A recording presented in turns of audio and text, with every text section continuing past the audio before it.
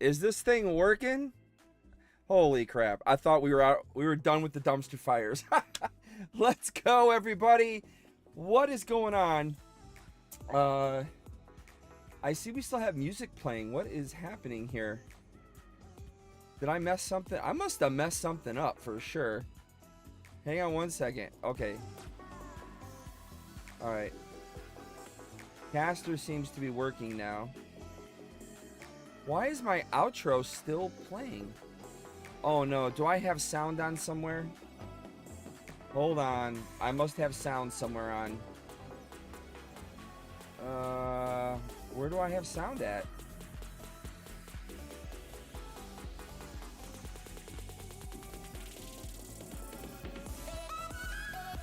Why do I hear sound? Let me pause the music. Where's sound coming from? Sorry guys, let me... Okay, that's on, that's working. Why is the background music still playing? What's going on, everybody? Nojo. Yeah, it's been a while. Loud and clear. Nice. Nice. Thank you. I appreciate it, Nojo. For some reason, I'm hearing my intro starter music still playing, and I don't know why. So give me 1 second. I'm going to go back to the intro and see why. I'm going to shut it off real quick. So hang on 1 second. Back here. Shut that off, and there we go. All right. So, all right, we got it working. Okay, there we go. I think my stream deck is messed up. It's not. My stream deck is not lit up right. Anyways, let's go. How are you guys doing this Monday afternoon? Welcome. I'm Harley. This is EpicTube HD. Welcome back to the channel. Hope you guys are having a great start to your week. It's been a pretty wild weekend. For those of you that may have went down to the state of Florida and you participated in the second card party event put on by none other than Pat Flynn, Deep Pocket Monsters. I know I should have probably tried to have gone. I wasn't an invited curator by any means. I know people were asking me to go just to go as a regular person and stuff, but it was not quite in my budget to try and do this year. I was gonna try and make all the collecticons, and I had so many life things go on that everything has changed. So, with that, we just have to make some alterations. But yeah, unfortunately, I did not get to go to Card Party 2, but big shout out to everybody there.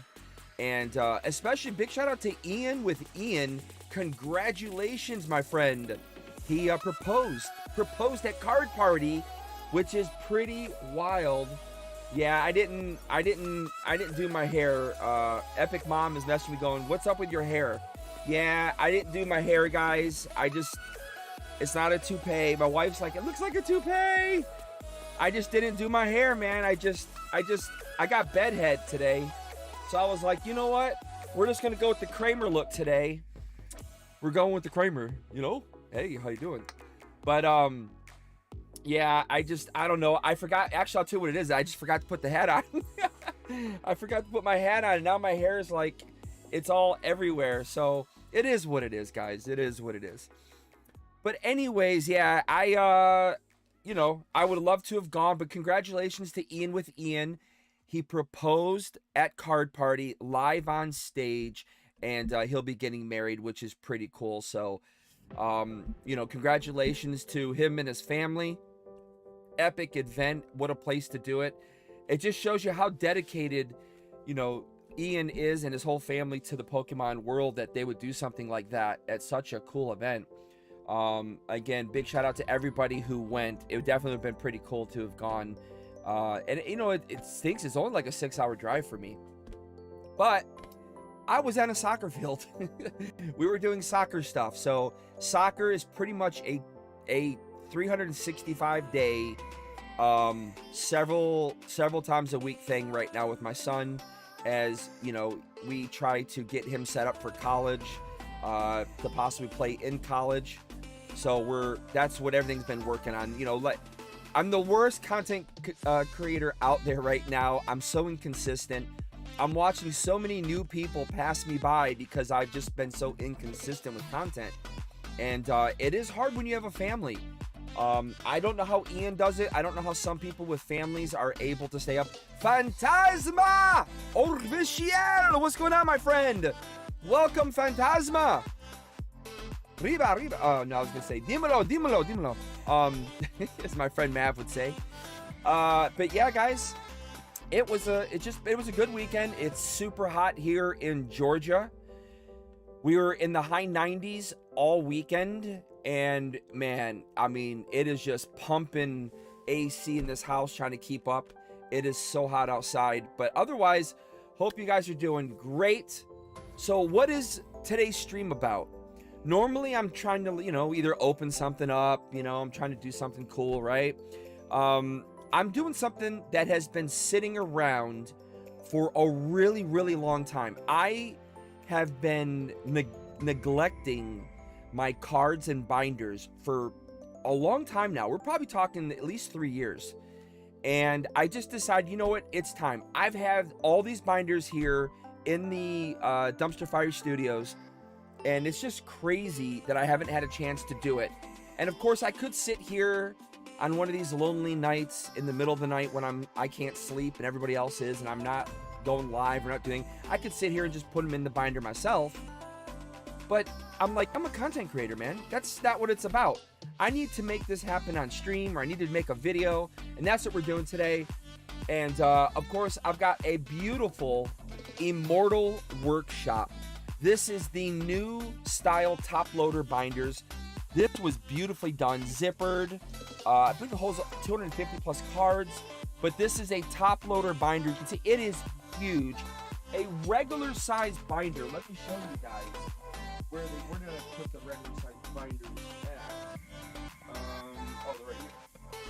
So, just as an example, right?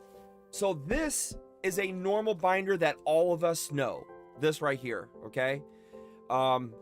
If anybody like Card X Vault, PCW, Ultra Pro, anybody want to reach out, I could use a binder supplier. Anyways, gotta always take advantage of that stuff, guys. I look like I'm asleep, man, with my hair. I look terrible. I don't think I have a hat reachable right now. So anyways, this is a top loader binder, and this is a normal binder. And as you can see here, right, it's quite big because it's fitting top loaders. So you're getting that extra protection for your cards in here. And that's the difference. But they actually hold almost the same thing. Like this, this holds 360 cards. These hold 200 and something. I can't remember what it was exactly because I took the wrapper off. But I had a couple of these from Immortal Workshop. I need to reach out to him and see if he has any more. He also has a mini version, by the way. This is a mini version of the top loader binder. As you can see, I've already decorated it, put my little logo on it.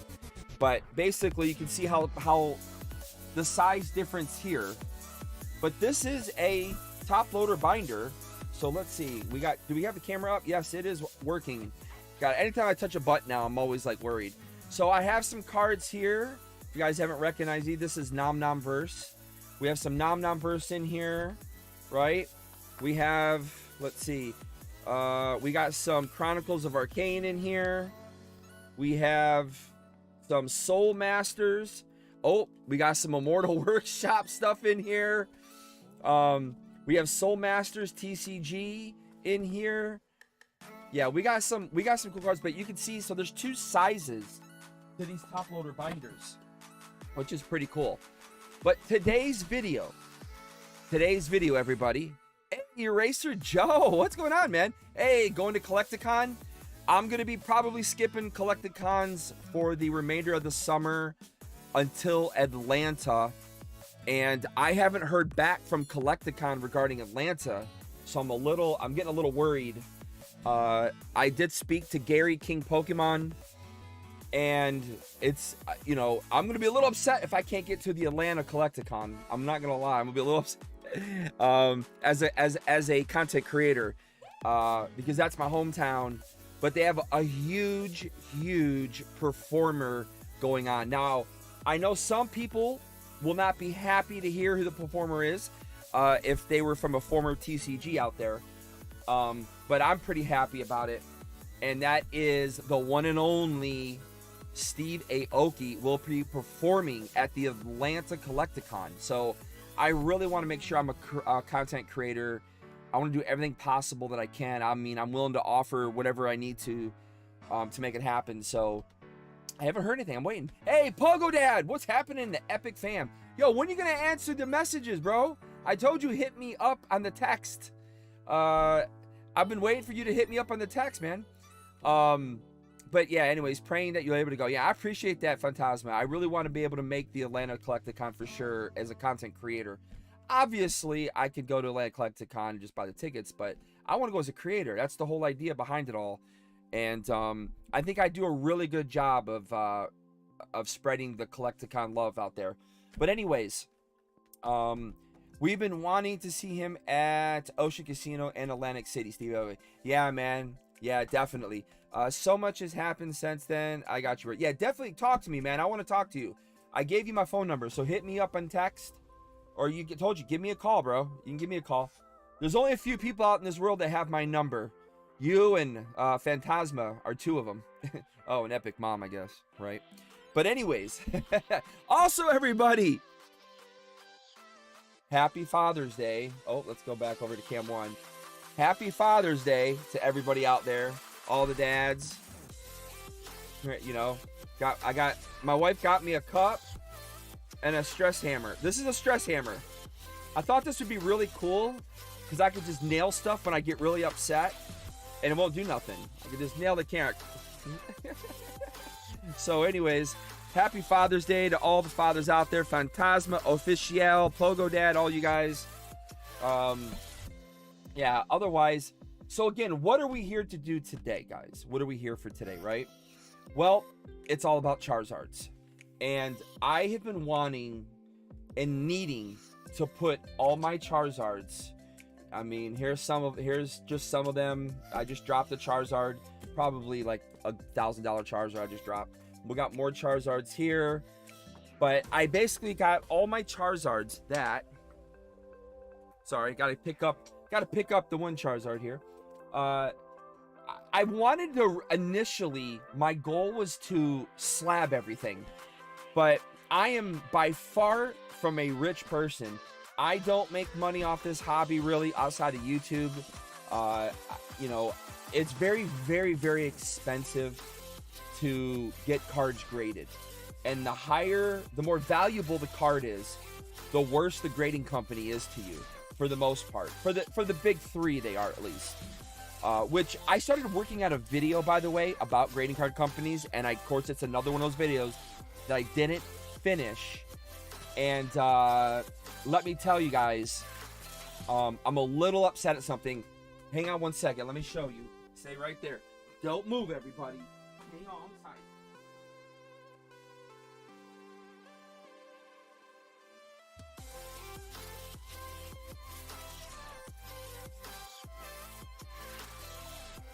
All right, we're back. All right, so you guys know here in the Dumpster Fire Studios, it's no longer Dumpster Fire Channel. It is the Dumpster Fire Studios now, is what we're calling ourselves. And there's a good reason for that. My brand new 16 terabyte hard drive that my wife got me in January. I've got a whole bunch of 8 terabyte hard drives already, okay? And they're all full. So she got me this 16 terabyte. This sucker has 8, almost 9 terabytes already on it. And it broke. I don't know. We can't get it. It's not spinning. It turns on. It's not spinning. But I have a lot of work on here. I filmed like at least 6 videos that I'm aware of. 3 I was working very intensely on, such as the graded slabs video. You know, I'm really upset because everything's on that, and all the work I put in is on there. And man, it was a lot of work. I don't want to go back in and have to try to figure all this out. I may have to, but I don't know. We'll see what happens. For some reason, it's not spinning anymore, but it does turn on. So who knows? Send it to secure data. They fix it. Well, it's a brand new hard drive and it has all the warranty on it. We already contacted the people we bought it from, and we have to go through WD, Western Digital, to get it fixed.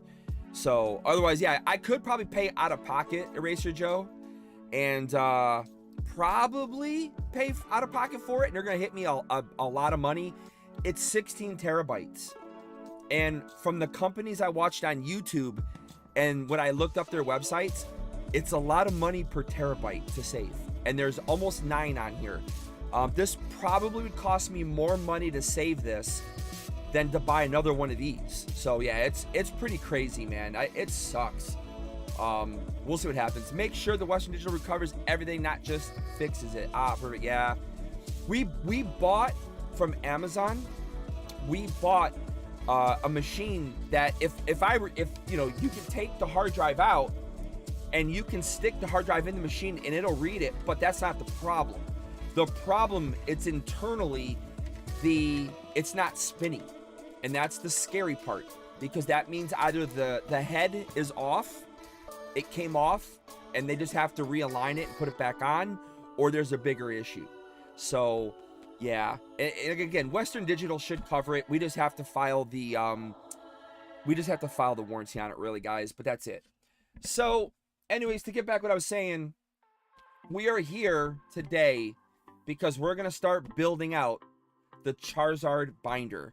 And it's been a long time coming. I'm going to move the mic over here, so hopefully the mic will still pick me up. But we're going to... Oh, we got my beautiful Happy Father's Day card from my daughter. And of course, the boys supposedly too, but obviously Isabella did it. And she didn't even put any effort into making the card. Like real effort. Like, she's not 5 years old, and this is like a 5-year-old card. This is not a card of a 9-year-old. Like, and she loves art. I'm like, so this is the best you could do? But yeah, I love it. I love it. That's all that matters, right? So we got that hanging up today for some positivity. Good luck. So let's crack open the Immortal Workshop top loader binder here. So of course, you know, you get these little wax things in here to help keep everything nice. We can toss that because we don't need it. Now the big question is, guys, tell me in the chat, Phantasma, Eraser Joe, whoever is in here right now, how would you arrange your binder? So we've got all these Charizards, right? We have full arts. We have reverse hollows. We have just non-hollow cards. We have some, you know, promo cards. We have some old Topps cards. You know, I got Japanese. How would you do your binder? We got all these Charizards, and the hardest thing to figure out is, how do I arrange them? Do I go the best Charizards first? Do I go like the least wanted ones first? I mean, I don't know how to start the binder. I'm so like perplexed on how I should do it. There's so many ways, man. I'll arrange the Zards from regular to hollow style, also by release date. See, release date is kind of what I was thinking of as well. Maybe by set collection and similarity. Yeah, that's another option. So you could go rainbow rares, right? You could go all rainbows and see how the rainbows go. Well, that's not a rainbow, but we could do rainbows, right? Yeah, I'm trying to figure out, do you want, let's put it this way, like, you in the acting world, you have 10 seconds to impress the casting director with your audition. That's it, 10 seconds. You gotta be good right off the bat or they move on, okay? Do we want our binder to be like a 10-second binder? You want them to flip open that first page, the cover open, and just immediately be wowed, right? Or do you want to build up to it? You know, there's just so many different ways to do it. Eraser Joe says, do it by the years, man. By years. Yeah, I'm kind of thinking that years would be pretty cool. Now, if you guys don't know, unfortunately, I did sell off probably 3 of my favorite Charizards. Probably 3 of the hardest to get Charizards, by the way, to help support an older TCG that I used to do. So I no longer have, unfortunately, with me, guys, my Shining Charizard. That's gone. My first edition Dark Charizard. That is gone. And I sold one more. I'm trying to remember what it is. I kept my base. I know it's a high-end one. It's a high-end Charizard that I sold. But anyways, I sold 3 of them. I'll probably figure it out once we start going through the cards. But it was pretty, you know, at the time, I felt like that was the sacrifice that I had to make in order to make this other TCG happen. And it sucks that it didn't work out. But yeah, that's the way it goes. So, impression on the first page. Yeah, I kind of want to go with impression on the first page, if I'm being honest. I really want to come out with the bangers. So, let's see. What do we got for the bangers here, right?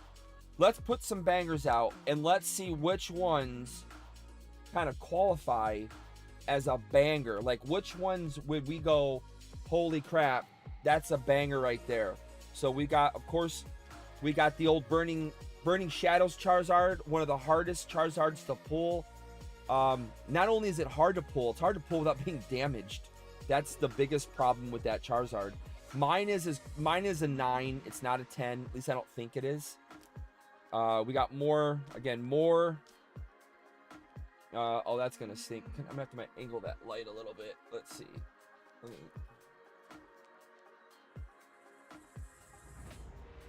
Man, that light is so strong on the cards.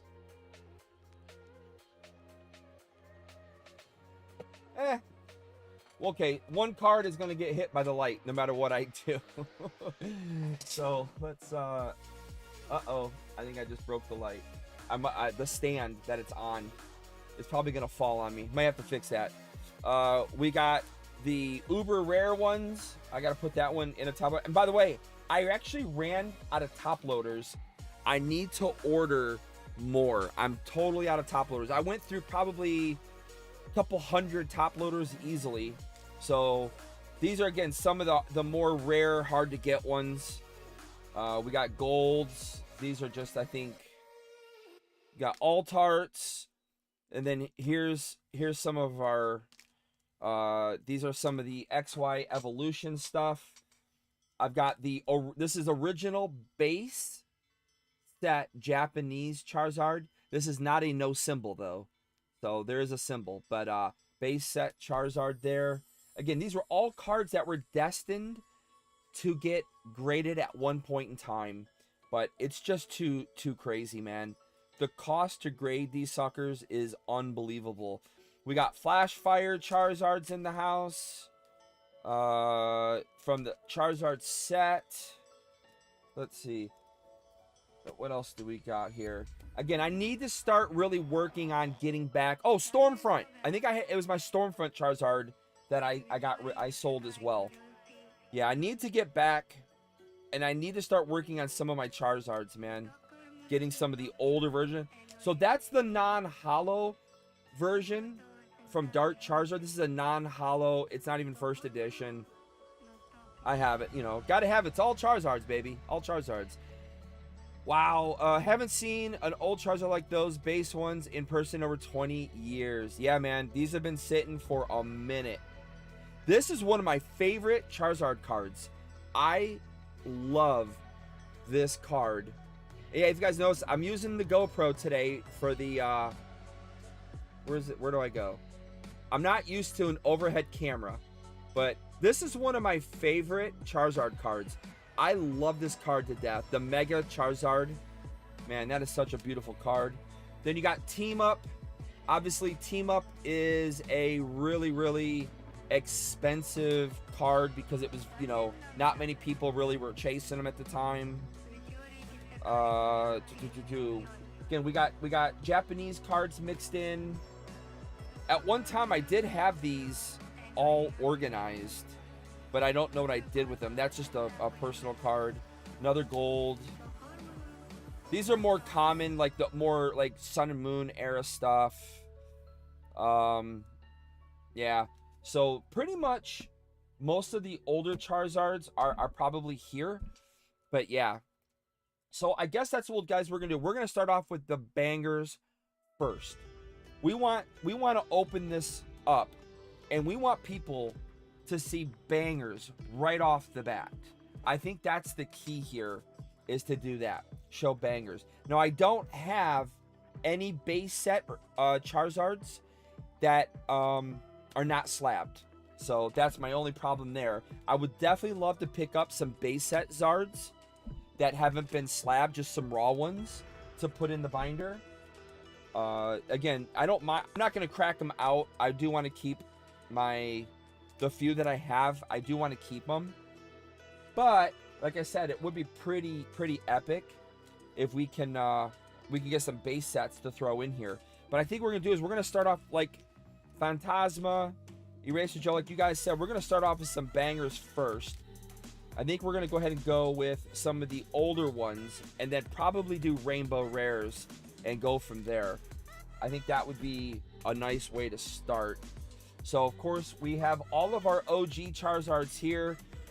We've got our tops. If you guys haven't seen, this is the tops Charizard.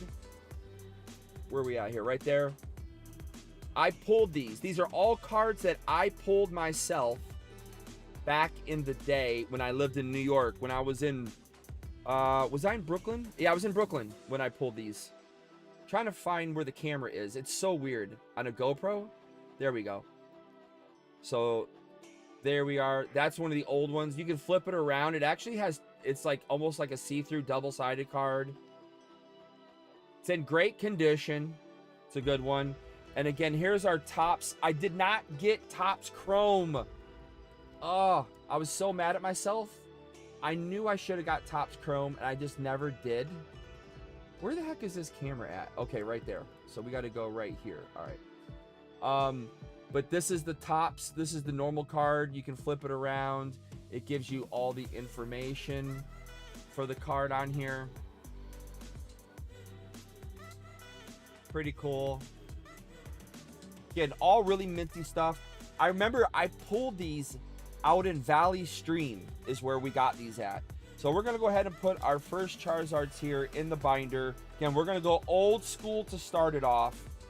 And then from there, I probably want to go with the Japanese. I'm going to go with the Japanese one. Again, beautiful card. It's in great condition. Beautiful. Love the Japanese.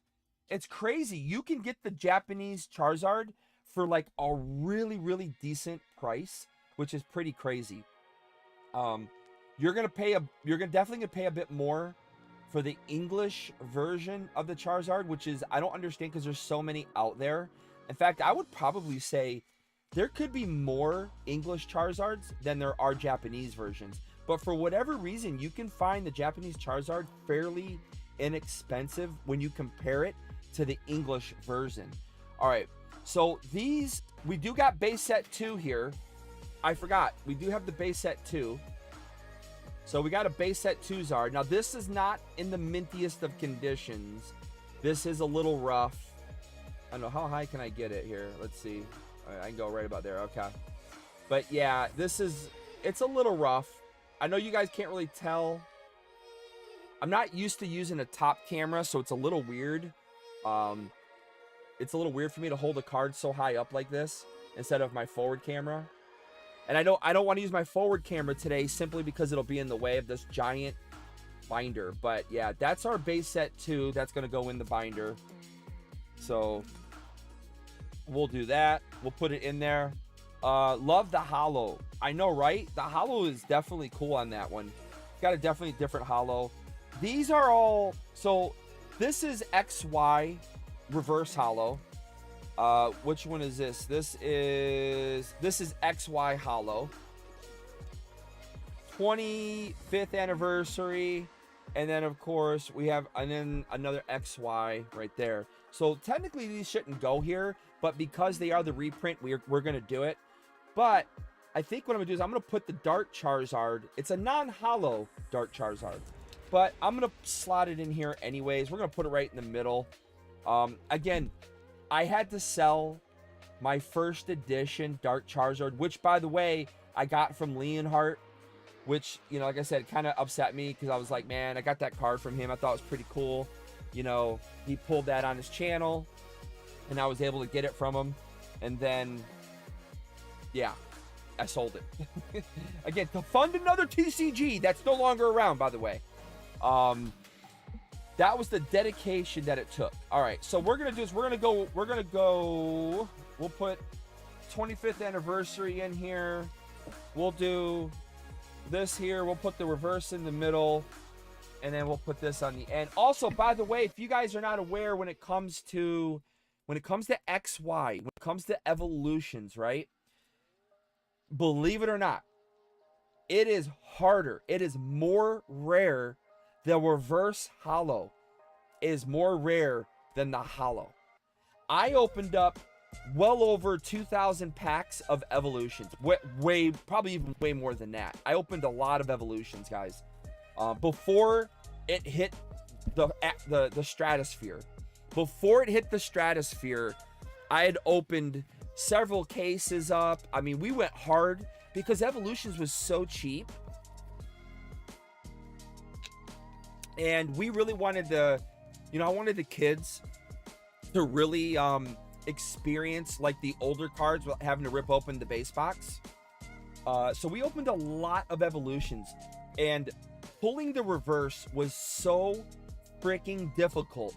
We had a hard time, man. We probably had like 15 or 20 of the hollow Charizards to like maybe just 5, if that, of the reverse.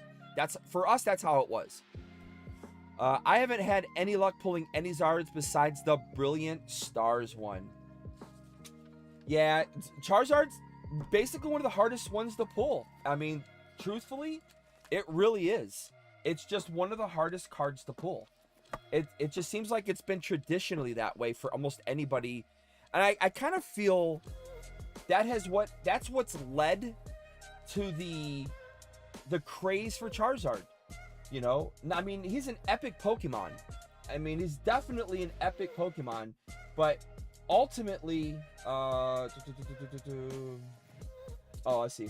Ultimately, I think a lot of it comes down to it was just so hard to get Charizard. Like, I could pull Venusaur and Blastoise, but when it came to pulling a Charizard, man, it was just it seemed like it was the most difficult thing in the world to do. I don't know. It felt that way to me. All right, so the next banger is going into the binder. We're going to go with some rainbows, some golds. We have some alt arts here. Alt arts. We got shiny there. Man, I really wish I had my Shining Charizard back. That's going to be probably one of the hardest cards for me to replace. I mean, truthfully, it really is. It's going to be such a difficult card for me to replace, man. Oh, we have a couple of these? I didn't realize that. All right. Got a couple of those. What else do we got here? Again, it's all about just collecting what you love, guys. I mean, there's people who have all Blastoise binders out there. There's people who have I'm gonna mix them up, Japanese and English together is what I think I'm gonna do, because I'd rather keep them all kind of similar. So that's what we'll do. Then we'll have full arts. We'll do full arts after alt arts. Now let me ask you guys a question. Would this be considered an alt art Charizard? Now, if you guys know, this came from the Reshiram and GX box. This was a promo from the Reshiram GX box. At the time, I thought this was such an epic card, but, now that time has passed, it's a little too busy. You can't really tell what's going on in this card. it's so difficult to tell what is happening in this promo. But I kind of want to say that's like an alternate card. Alternate art card. I don't think so if it's a promo, says Phantasma. Yeah, I mean, you're probably right because it is a promo. But I'm kind of thinking, should I keep promo separate? Should I keep the promo separate from the regular Charizard cards? That might be another thing too. We could do that. Probably keep those separate. That would also mean we'd have to put these from the Charizard Premium Collection box. Those would have to go there as well. But yeah. All right, let's keep looking through here. Of course, I got XY Era in here as well. I want to put the holos over here. Again, full arts. I'll pull full art separate. We'll do full art separate as well. What was here? I think these were flash fires. Yeah, that was flash fire. Man, Flash Flyer was such an epic set, everybody. Pogo Dash says, it's an alt art promo. Yeah, it's kind of like both worlds, right? These are all promos. More. I really miss Flash Fire. I started buying Flash Fire literally right before the spike happened, but I was opening it. And wow, now I really wish. I remember a friend of mine was real big back then he was starting to build up collections to sell. And his name's LSG. And he had a bunch of XY Flash Fire, and he wanted to sell them to me. And good prices too, man. But I felt it was too much money. I couldn't afford it. And who would have thought XY Flash Fire would have risen into the thousands of dollars, man. So freaking crazy that it went that high. I mean, truly. Okay, that's the SSR. That is not an SSR. We got full arts again on hand. That's promo. Japanese. Again, we'll slowly, as we go through, I will continue to break these up into the different piles. Flash Fire is definitely dope, says Phantasma. Yeah, for sure. Oh, also, did you guys see the news? I mean, I posted it here on YouTube in the communities tab. I posted it on my Instagram store. I posted it every social media place I could do it.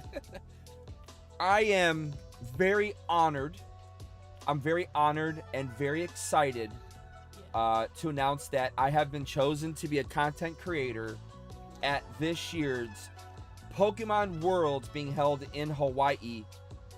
I am super excited. I'm over the moon. I honestly didn't think that, I never saw that coming. I didn't see it coming. I didn't think I'd get chosen to go to Pokemon Worlds. I mean, I've never had any shout outs. I've never had any recognition for Pokemon. I've just done my own thing and try to be, positive in the Pokemon world. And yeah, it seems like it paid off. So I'm pretty pumped that I'm going to get to go to Pokemon Worlds and be a content creator. So I'm going to be with the likes of a lot of, peers like Leonhardt and Real Breaking Nate. And there's a host of other people out there. As many of you guys know, I'm not a starstruck person, so I don't get that way. I look at everybody in the same light. I just look at them as, fellow content creators that are doing really good. And I'm excited to hopefully get out there and do something with them. So it's going to be fun. And who knows, guys? Maybe you'll catch me on the Pokemon channel. Very possible. We were talking about it today. Is all I can say. But yeah, so there's some cool things that could happen while I'm out there. Not saying they will happen, but we will have access as a content creator. We're going to have special access to do a lot of cool things. We're also going to have the ability to actually stream from the event center. We're going to be on their network and everything. We're going to have their stuff, I believe is what they said. So I'll be able to stream. And I should have no issues with it because that's always one of the biggest problems with streaming at a convention, at an event. It's the Wi-Fi. It's always one of the hardest things to do. So I think that's gonna be pretty cool. That we should get to stream from there and shouldn't have any issues. That's gonna be the big key, man. That is gonna be the big key here. All right, so now we got to go with full arts. Would you guys consider, I guess these would really be considered shinies. So we'll put these in the shiny pile, even though they're alternate art ones, right? But yeah, I'm super pumped. And there's a lot of other really epic creators.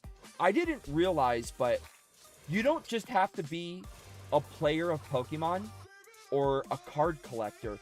They have all types of collectors coming to the world. So they like one of the content creators, she's a big plushie person, and so she's all about collecting every Pokemon plushie you can imagine. If you go to her YouTube page, or not her YouTube, I don't think she does YouTube, she does Instagram, and I think maybe TikTok, but she has a crazy collection, like an insane collection of plushies.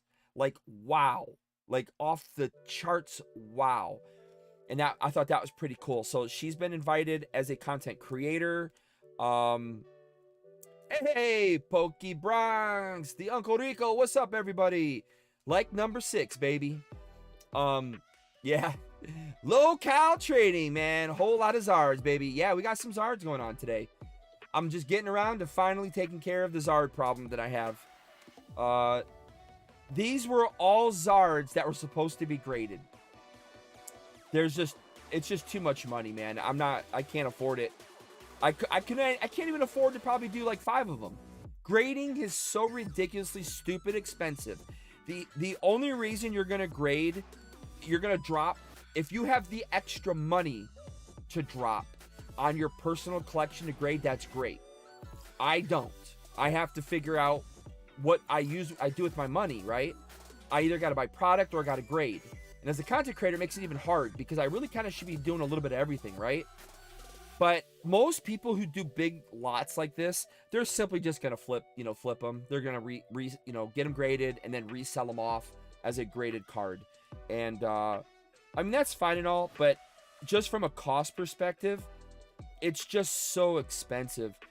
And it is, I mean, you can look at these, they are investments. You know, every single one of these Charizards is an investment. Every single one is. So getting them graded, it's not like it's necessarily a negative thing. It would actually improve the overall value of them. But again, it just comes down to, do you have the money to grade? And again, I don't want to say too much because I do want to get that video done on grading, because I really am not happy with the major grading companies, because it just, I don't think they deserve a part of your pie, okay? And it just drives me nuts that they want a part of your pie. And not only do they want a part, they want a pretty decent part of it.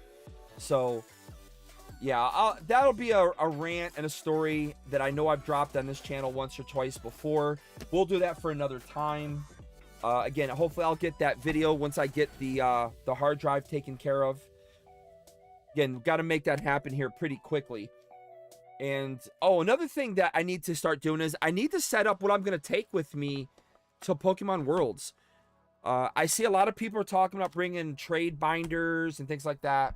So I think for your personal collection, I'd use any grading company to slab. Cheaper, the better. Yeah, you're right. I mean, DGS, great people. You can get your cards graded with DGS. There's AGS. There's a plethora of competition out there now. But I kind of think of it like this, right? I say it's for your personal collection, but if you're going to grade the card, then why grade it? Why not do what I'm doing right now? It's a binder. I don't have to carry some giant case through security when I travel. I don't have to try and fit this big old case of slabs in a tote or a luggage bag. I just got everything here in this binder. super simple. I can whip the binder out, take it anywhere I want. People can flip through and see everything nice and easy. That's how I kind of want to view my personal collection. So again, if one day it gets, you know, they get slabbed, but for now, it's gonna be binder life for these guys. So, and I'm perfectly excited for that. Perfectly excited for it. All right, let's go ahead and let's start going with the rainbows and some of these golds, right? So, I do have back behind me, right? Let me see here. So right here, now I know you guys probably can't zoom in to see that. At least I don't think you can. Maybe you can, I don't know. But I do have the XY Charizard from Flashfire. Or I have, not XY. I have the Flashfire Charizard. I don't have the secret rare one though. That's what I'm saying. But I have the other one. I have the Mega X, which is the blue version, right? I have that back here in the slabs. I have a few slabs back here. Maybe later on, what I'll do is, I'll open this up. Let me answer my wife real quick. I'll take my phone and we'll go over and take a look at some of my slabs, and we'll see what it's for. Locale says, oh no, for sure, but if you're bringing them to places, they are serialized essentially, so there's a bit of theft protection. Well, yeah, you do get theft protection, that is for sure. That is for sure. You have theft protection. But I have a different form of protection with me usually. So, you know what I'm saying? But anyways, yeah, we're gonna get back into the old binder here. And speaking of which, let me bring this up real quick. You know, an unfortunate event took place with one of my favorite community members that I've met in this hobby over the past several years, and him and his partner, which if you guys don't know, his name is Dylan Kai, aka Pokey Kai. I'm not gonna call him by the other name anymore because that name is gone. But you know, Dylan and his partner Schmitty, they started a business, and they've been doing really good. I mean, really good. And Kai has been putting so much effort into wanting to eventually start a store in Dallas. And unfortunately, it looks like they had a theft. Now, I know that is not official. Kai is not talking to anybody right now. I reached out to Kai personally.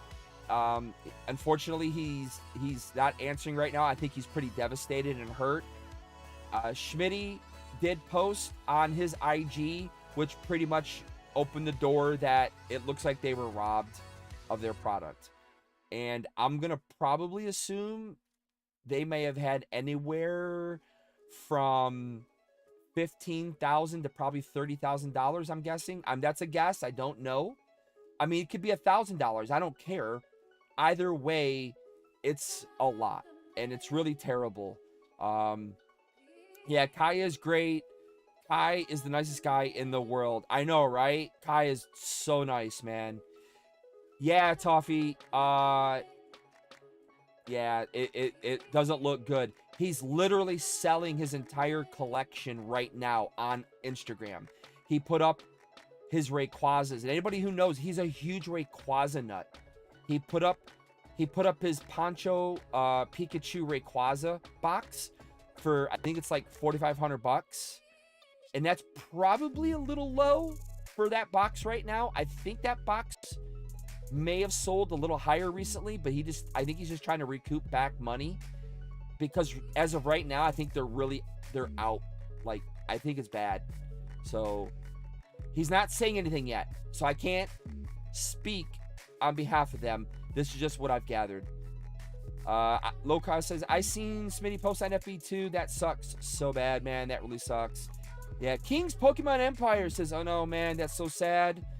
Yeah, it looks pretty bad, guys. It does not look good. It looks like they may have had a lot of their product stolen. Again, I think Kai said he's waiting on a police report. I'm just guessing here, by the way. I'm just taking a guess at this. So There is no 100% definite information that that's what happened, but I'm just putting 2 to 2 together based on Instagram story and stuff. So I'm pretty positive that's what happened, though, guys. I'm pretty positive. So that really sucks. I mean, I just bought a couple cards from him recently, and he also did a middleman deal for us. I didn't sell. I actually bought something that he had middlemanned, and man, that really just sucks. That really sucks so bad for him. I wish I had the money right now. I would definitely buy the product from him, and I would just sit on it. And once he gets back in a good position, I would just hold it for him and give it back to him. Same price. If I could do it, I would do it in a heartbeat. I really would. So that sucks, man. But anyways, everyone, back to the binder here. I'm gonna go ahead and we're gonna put our Zards in here. Now, I am missing only one, just one Rainbow Zard. I'm getting a little tickle in my throat, man. I'm missing one Zard here. Well, Tuffy, I guess I have to answer that now. Before, my rarest Charizard was the Shining Charizard that I sold to pay to go to a certain, to pay to be a content creator and attend events for a certain old TCG, my friend. Second most probably was my first edition Dark Charizard. I sold that as well to pay so I could attend and cover an old TCG. So yeah, that and I don't regret it. I don't, honestly, I really don't. I know I'm acting like this, but I don't regret it, guys. I think I had the best time of my life in 2022. We were starting to have a great 2023 until, you know, the shitter got full. But yeah, I don't regret selling them, man. It is what it is. As of today, my most rare Zard,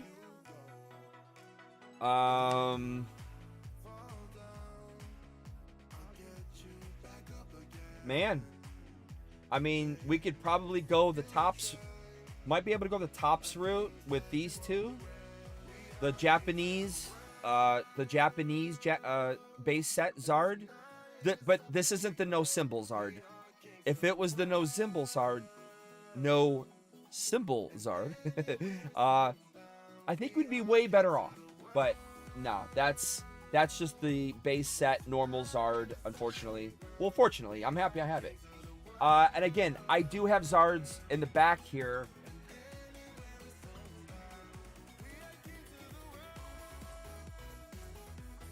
Could be one of them back there.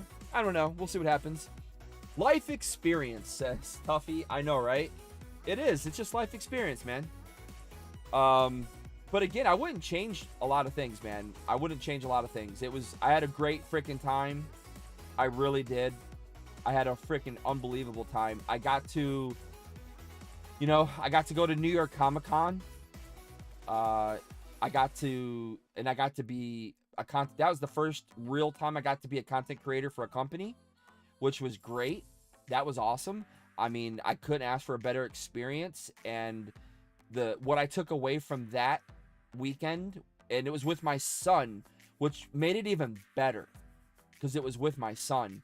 And so that was probably one of the best times that I've ever had in my life, especially spending it with my middle son, who's really into that stuff. So yeah, and I believe the Shining Charizard paid for that particular trip. Maybe the first that did too. I can't remember. But I know for sure I sold the Shining Zard to pay for the New York Comic Con trip. I definitely know that for sure. I remember in grade school I traded HP base Zard for a JP Dark Charmeleon. Yeah, man. I learned how to not run a TCG. I know, right, Tuffy? I think a lot of people may have taken that away as well. At least I hope so. I hope so. But yeah, so when it comes to the Rainbow Zards, right? When it comes to the Rainbow Zards, I am missing one Zard from here. Now this is Japanese, so I'm not gonna count this in here right now because I have it in English. But I am missing one Zard. Can anybody that's here in the chat, which, you know, there's not a whole lot of people right now, but can anybody name the missing Charizard? The missing rainbow Charizard. Can you name it? Go. There's only one missing. I can't believe it. I could tell you, oh my gosh. I don't want to say too much because it'll probably give it away if I say. But yeah, it is one that I definitely need to try and figure out how to get back in my collection for sure. I definitely need to get that back. I can't believe I ran out of top loaders, man. This sucks. I need to get my top loaders back. Legendary collection reverse count. No, I do not have a legendary collection. Even when we got back into Pokemon, the late 2010s, right? The legendary reverse hollow Charizard. Wow, so expensive. It was, well, today you wouldn't really consider it expensive, but it is expensive. Hey, Pogo Dad, he nailed it. I am missing the Charizard from Unbroken Bonds. Yeah, man. And I think we opened 2 cases of Unbroken Bonds. Probably that's 12 booster boxes. We opened at least another 6 booster boxes. Probably 18 booster boxes. I've opened at least 10 ETBs, probably more than that. Oh, dollar store packs. Killed it in dollar store packs. Never once pulled the rainbow Zard. You know what's funny is I remember watching, my kids came to me and they said, Dad, you got to check this video out. This guy's crazy. And I'm like, what did he do? And it was Unlisted Leaf, the Australian kid. Well, he's a guy, he's a man. The Australian guy from, and he basically did, it was when he was doing something that I didn't particularly like. I don't like ruining cards. I think that's very bad because there's so many people out there that don't have access or can't afford the cards. I would much rather send people a card than for content, to make a few dollars to cut or rip a card, which is what a lot of, there was a small phase there where a lot of YouTubers started playing that game, you know, blind rips and cutting cards and things like that. You know, rip or flip. Yeah, I was not a fan of those. I just didn't think that was really cool. I thought it was kind of bad. But yeah, Unlisted Leaf literally cut a card in half and it turned out to be his Reshi Rainbow Zard. I believe it was. Wasn't it, Pogo Dad? I believe it was. Locale says, bro, I opened 2 boxes of Legendary Collection with a buddy and left all the cards in my backseat of my car. Trashed all of them because they were print horribly. That was back in 05. Dude, I remember buying a couple of packs here and there through the years, and I have no idea whatever I did with those cards. I probably threw them away because I did not. Listen, the fact is, flip or rip is fun. Yeah, it was definitely. So, the fact of the matter is, dude, and I think you can maybe agree, or I don't know, maybe you won't, but after Pokemon left WotC, Wizards of the Coast, right? I don't know what they did, but it seemed like I didn't like the turn they took. Obviously the e-reader, the last set with WotC, was probably one of the greatest sets ever to be made. And then, oh, hold on one second, sorry. I'm answering, I have text rolling. Hold on one second, guys. Hold on one second. Whoops.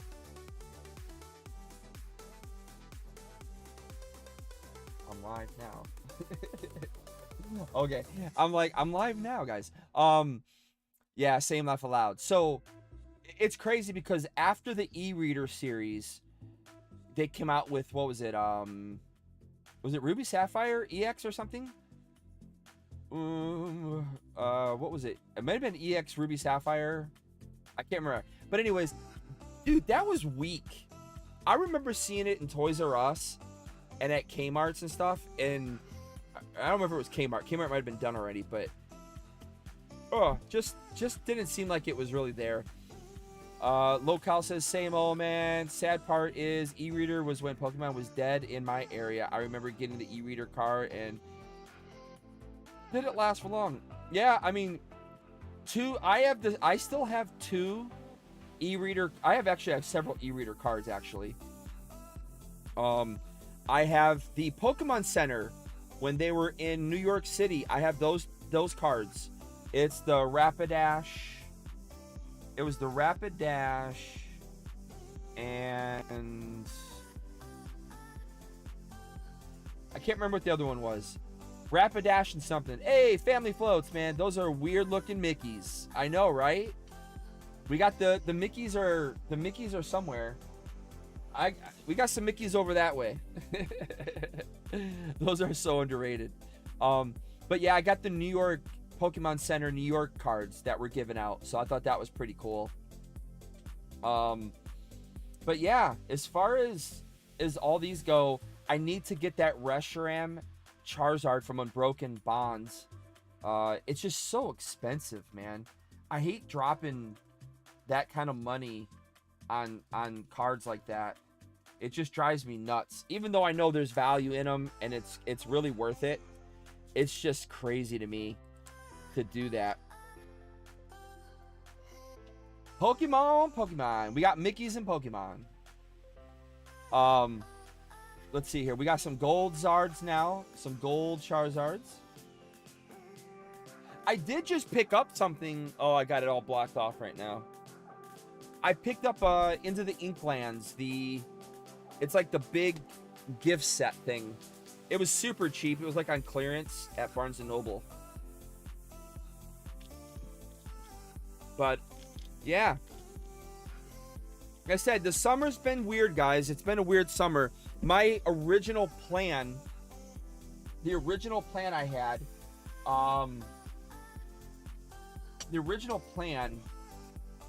I had, whoops, it was, let me see here, 2024 schedule. So my 2024 schedule was to hit in May. I was supposed to go to Paris with Gary, King Pokemon. I had a school trip. I was a chaperone on my son's school trip, which I did go on, of course. Collecticon Orlando. We had MomoCon. I'm kind of pissed with MomoCon. So for the second year in a row, MomoCon didn't approve me for a media content creator pass. I don't know. I'm really kind of upset by that because I sent them so much stuff and I'm just like, somebody did respond to me in another email and they assumed I was going to get a pass, a media pass for MomoCon. Now, if you guys don't know, MomoCon is a huge like cosplay type event. It's held here in Atlanta, Georgia. It's one of the biggest cosplay events. There's a bunch of stuff to it, right? But whoever runs the actual deciding who gets media passes, I guess they just thought different. So I missed out for year 2 again. So it kind of ticked me off. And I even put in earlier this year than I did last year. Last year was last minute. This year I put in, I felt pretty early. But I skipped MomoCon, of course. In June, I was wanting to go to Card Party 2 and Collecticon in Kansas City. Neither of those are happening. July, I have some crazy stuff happening in July now, and I may not even be able to go to Dallas. I don't know. I'm trying to figure it out right now. Again, I still haven't heard anything from Collecticon for Atlanta. That's the one I really want to hear about. I really want to make sure that I can try to be a content creator there. I want to definitely be able to do something with them. I want to collaborate with them for sure in my own home city. So I probably won't be able to go to Dallas. That's changed now. simply because I have to take care of my father's estate. And I have no choice in that. I got to take care of that. New Jersey is probably canceled as well. I probably won't be going to Collecticon in Jersey. I might be going overseas with my son to an English Premier League soccer camp where that one's still kind of on the bubble right now.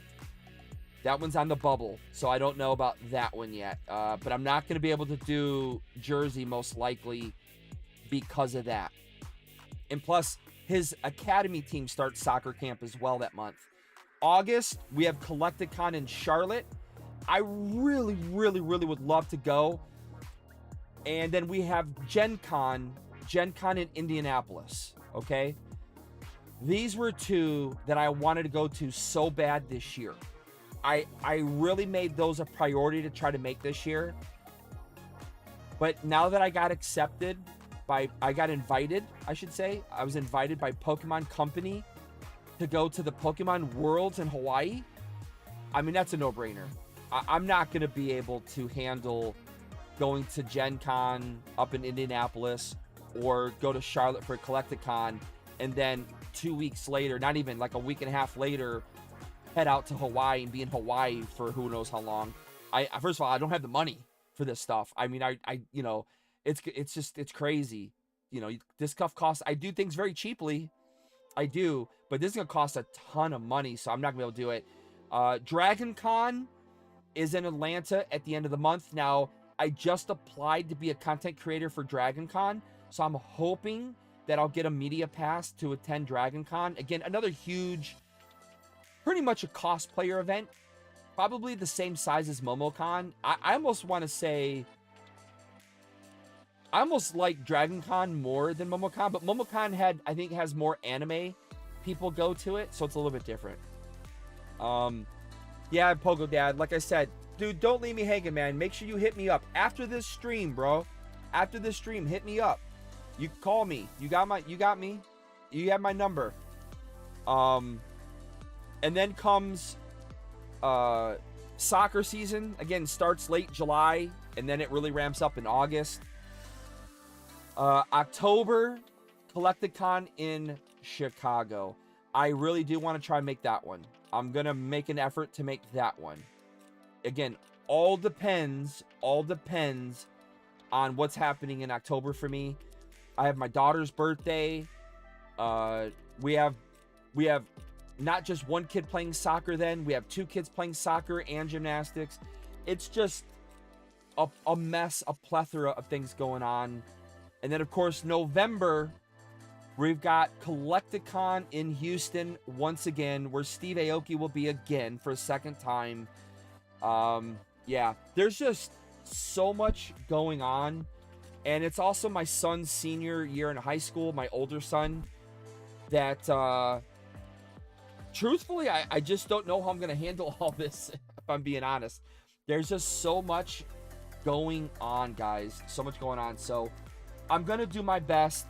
I've already had a couple of other TCGs reach out to me, asking if I can attend, a couple of the Collecticon events and help be there with them. So there's a lot of stuff going on. Hey, Ed and Jen's Controlled Chaos. I made it. What's up, guys? Hope you guys are doing great. If you guys don't know, now you know. This is me. I didn't do my hair. Shut up. Leave me alone. I got bedhead. And I don't care, which is crazy. Normally I'm like all, before I stream, I'm all like making sure I'm all good. But no, we're going with the Kramer look today, guys. So, but anyways, yeah, man. Welcome. Good to see you, Ed. Good to see you. Hope you guys are doing great out there. We are live here over on the Instagrams / TikToks. We're not on Instagram. I tried to make Instagram happen. It just will not work for me. So, and TikTok is crazy. So I have to be pre-approved for TikTok, and they won't pre-approve you. I don't know what the heck the deal is with TikTok. I'm not sure what's going on with TikTok. I'm trying to make my hair, it looks so bad, I'm just trying to make it worse. But TikTok will not approve me, so I can't stream. I'm like, what the heck, man? So I've been trying to drop more videos on TikTok just to grow a little. But anyways, yeah, so okay, we got these are all promos. So this is all promo cards except for these. These got to go in the main pile. Where did I screwed up here? Where did I leave promos off at? Okay, we'll do that. We'll just go from there. But anyways. Yeah, we're going to go with this. Wait. I'll put these like this. Oh, wow. Shaking my head. Yeah. We got TikTok live after 1,000 followers. Oh, you did?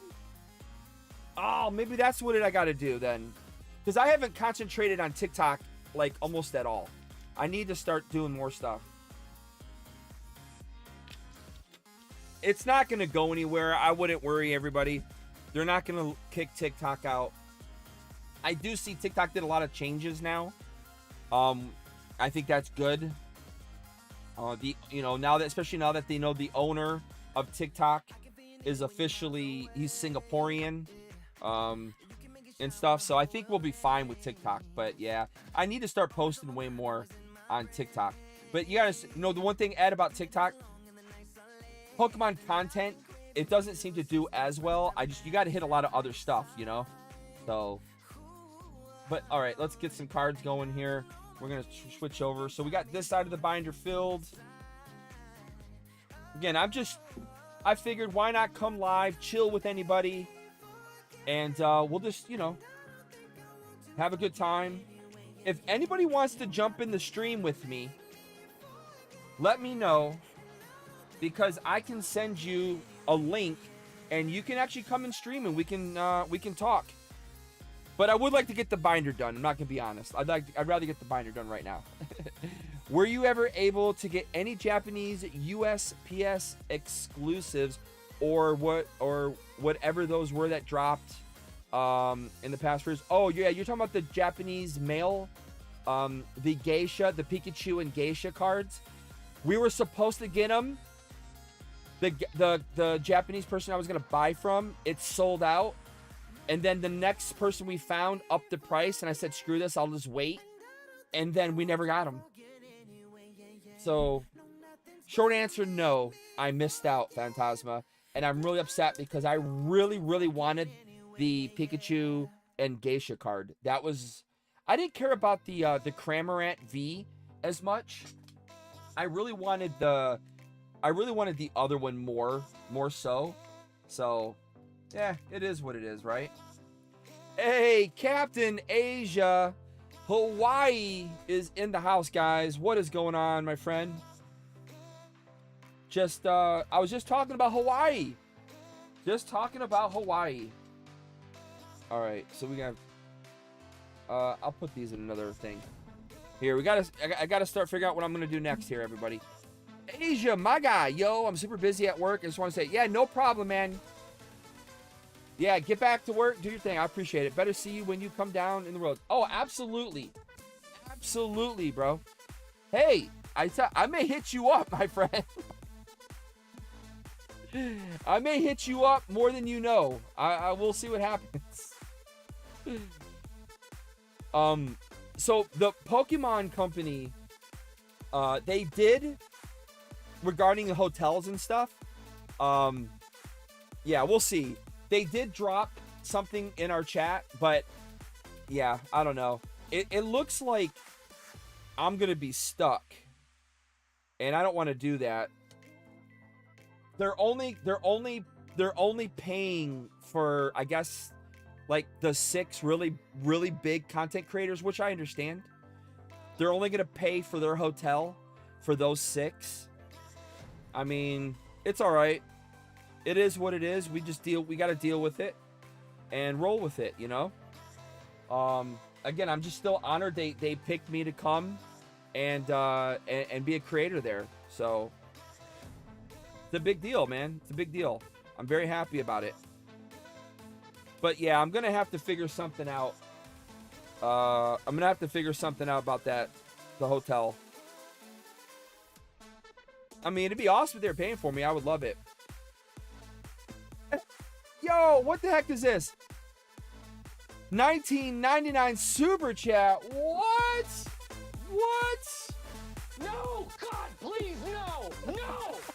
No. So awesome watching you in your realm. Thank you so much, man. You are the true big time Ed. What is going on, man? I appreciate that.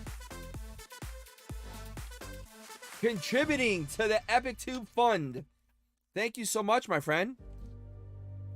If you guys don't know, that is actually my childhood, and I even say to this day, even though I haven't seen him in a minute and we don't hang out like we used to, we don't get to see each other very much, I still consider him not only my best friend, but I consider him family in a lot of ways. Him and I grew up together, and funny enough, we grew up competing against each other because we were both goalies in hockey. And then we ended up being teammates, and we ended up being, like I said, we've been friends since we were little kids. And if you guys haven't seen, if you guys like watching like gambling stuff, gambling videos, or watching vlogs, that's what he's been doing now. He's doing really good at it. So definitely, Ed, feel free, my friend, drop your channel, man. Drop your channel. Let me do this so that way you can, if you want, you can drop the link to your channel in here if you want. But definitely, man, I appreciate that. Thank you so much, Ed. You didn't have to do that, man. You didn't have to do that. Let's see. I'm trying to figure out where I'm at. So these are all the promos. These are all promos. I need something to fill this spot. I don't want to put just a normal one there. I feel like I'm missing something to put in that spot. I just don't know what it would be and which one I should put there as I'm trying to figure this out. I don't want to put these here. Or what I could do, actually, that's what I'll do. Because I want these to stay together. So I'm going to move Lance's Charizard. We're going to move Lance's Charizard out. We're going to move this guy out. We're going to put these here.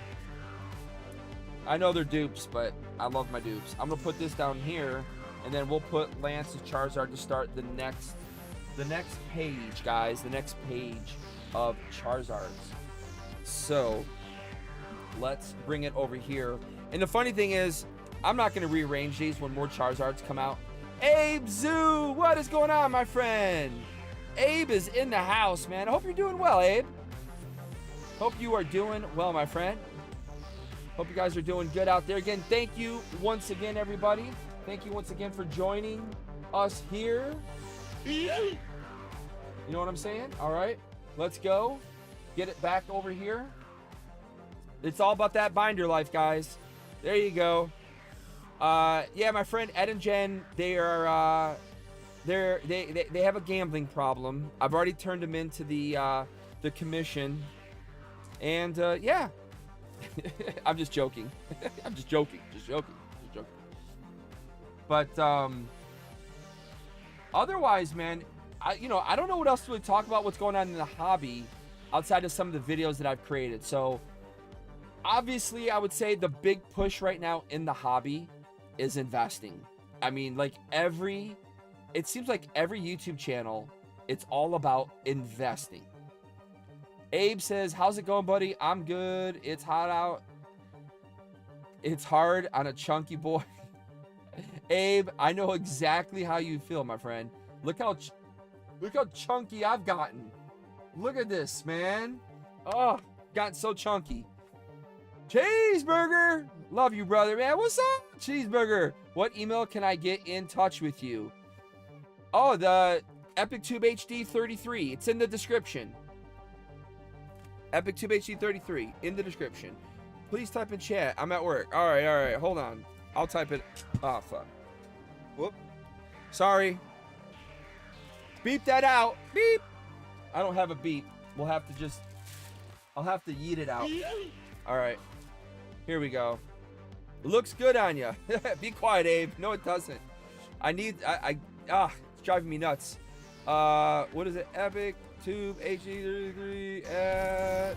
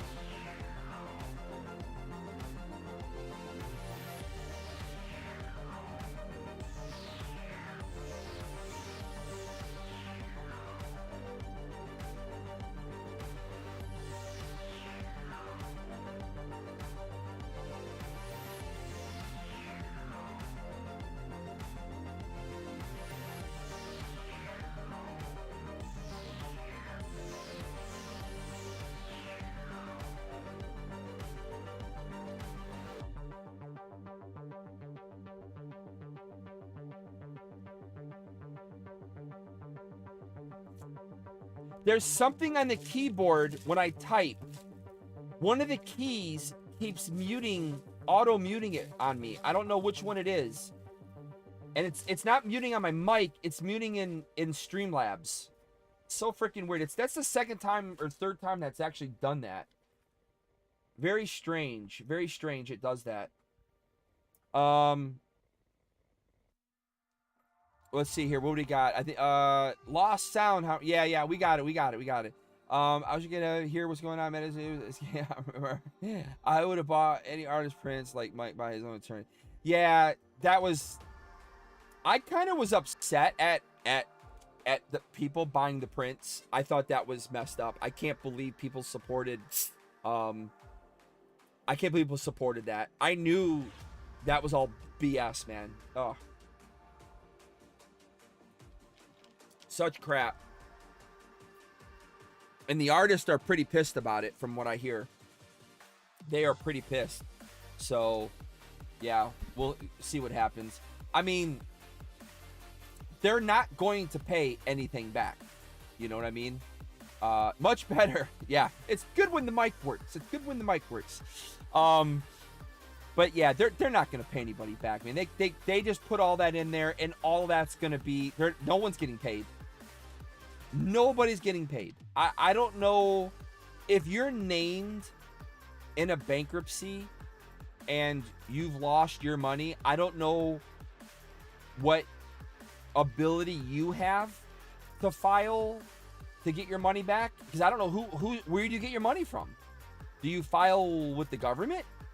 I mean, why should they give you money for somebody else's failures? You know what I mean? Like, I don't know if they wipe that debt out because they don't have any assets left, because supposedly all the assets are gone. Well, the art prints were assets.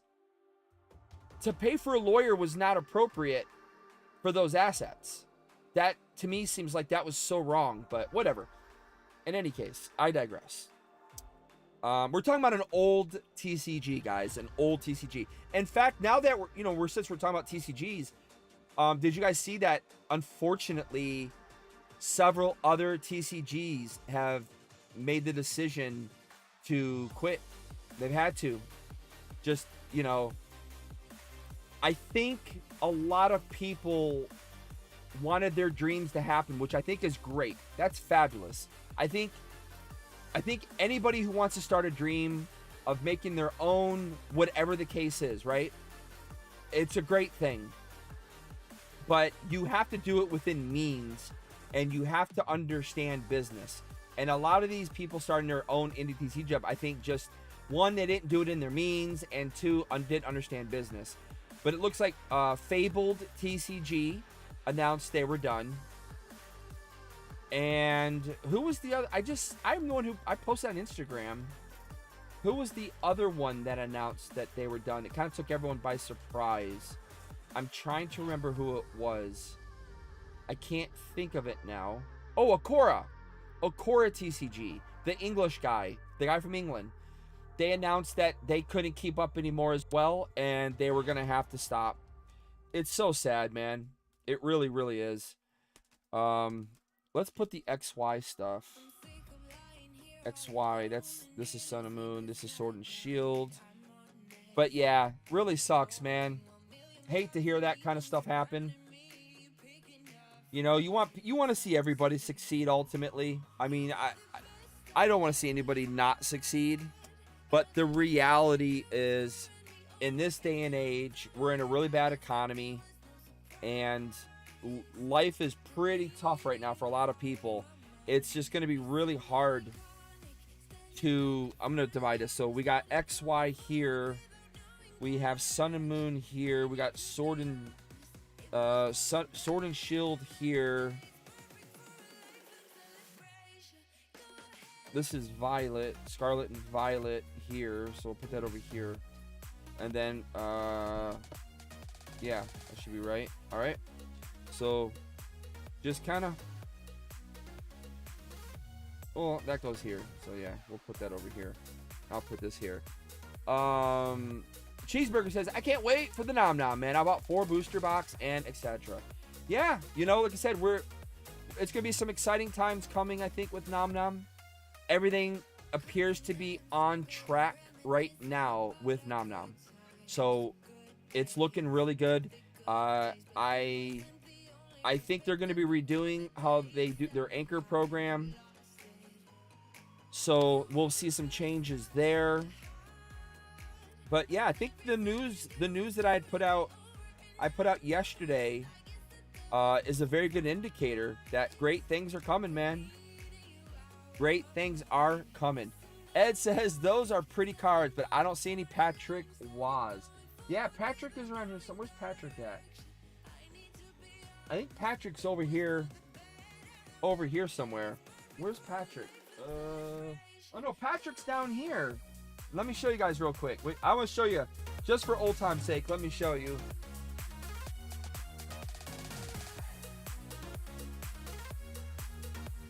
Oh, I'm such a mess.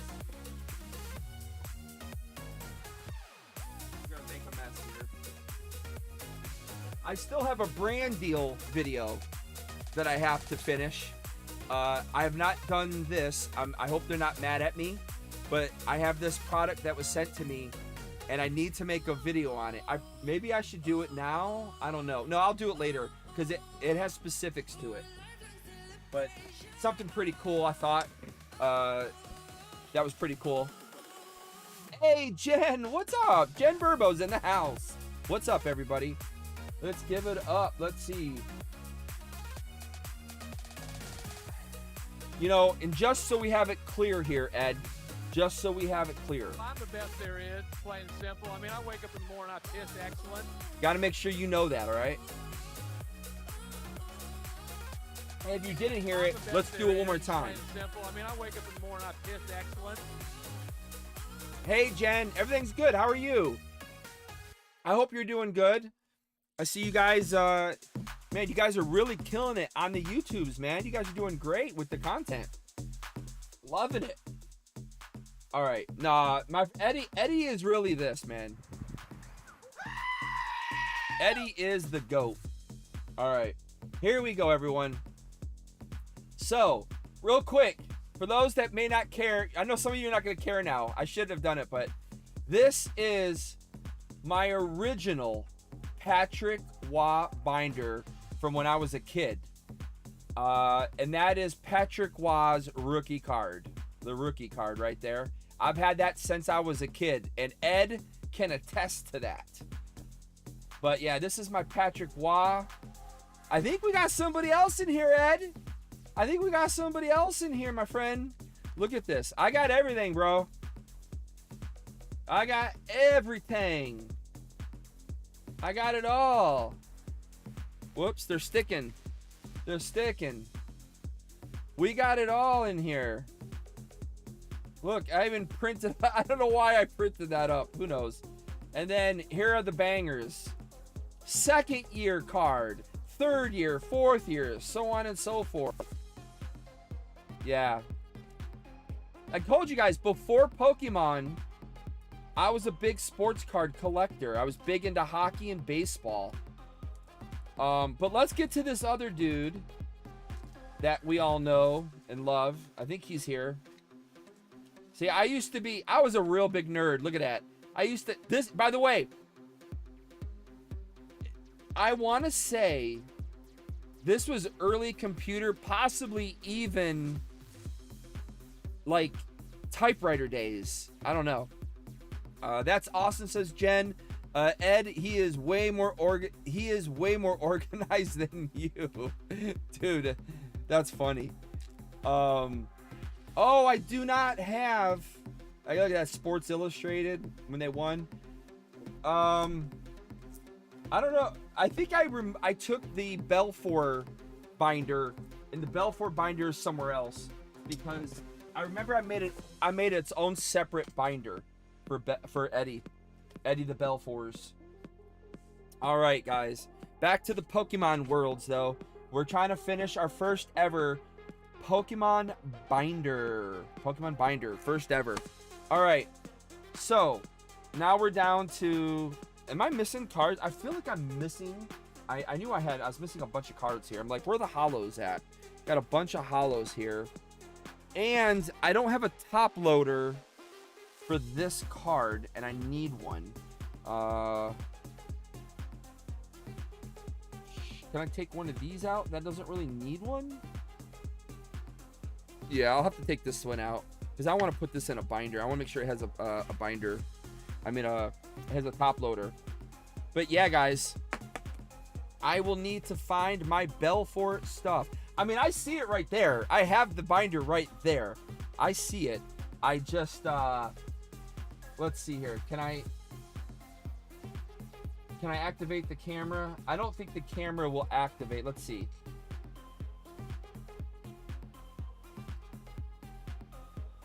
Let's see. Activate camera.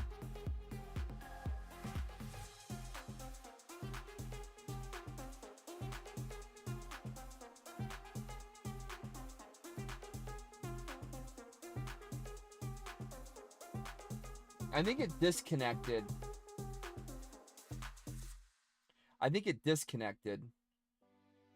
Yo, what the heck, man? This is for being way more organized than us. Jen, you guys, come on, man. What are you doing? Ed already did 20 bucks. What are you guys doing? What in the world? That is crazy. Oh my God! Thank you so much, Jen. You are insane. Jeez. Way too kind, guys. Way too kind. You guys could take that to the gambling hall down by the river or something. What are you doing? Thank you so much, Jen. That's crazy. That's gonna go to the Hawaii fund. Yeah, there's a Hawaii fund, everybody. There's a Hawaii fund, believe me. Go into the Hawaii fund for sure. Thank you so much. I appreciate that. We are practicing our super chat skills. Jeez. I know, now you're going to make me have to get it. Did you guys hit your 4,000 watch hours yet? I mean, I know you guys were eligible based on your stuff, but did you get the watch hours?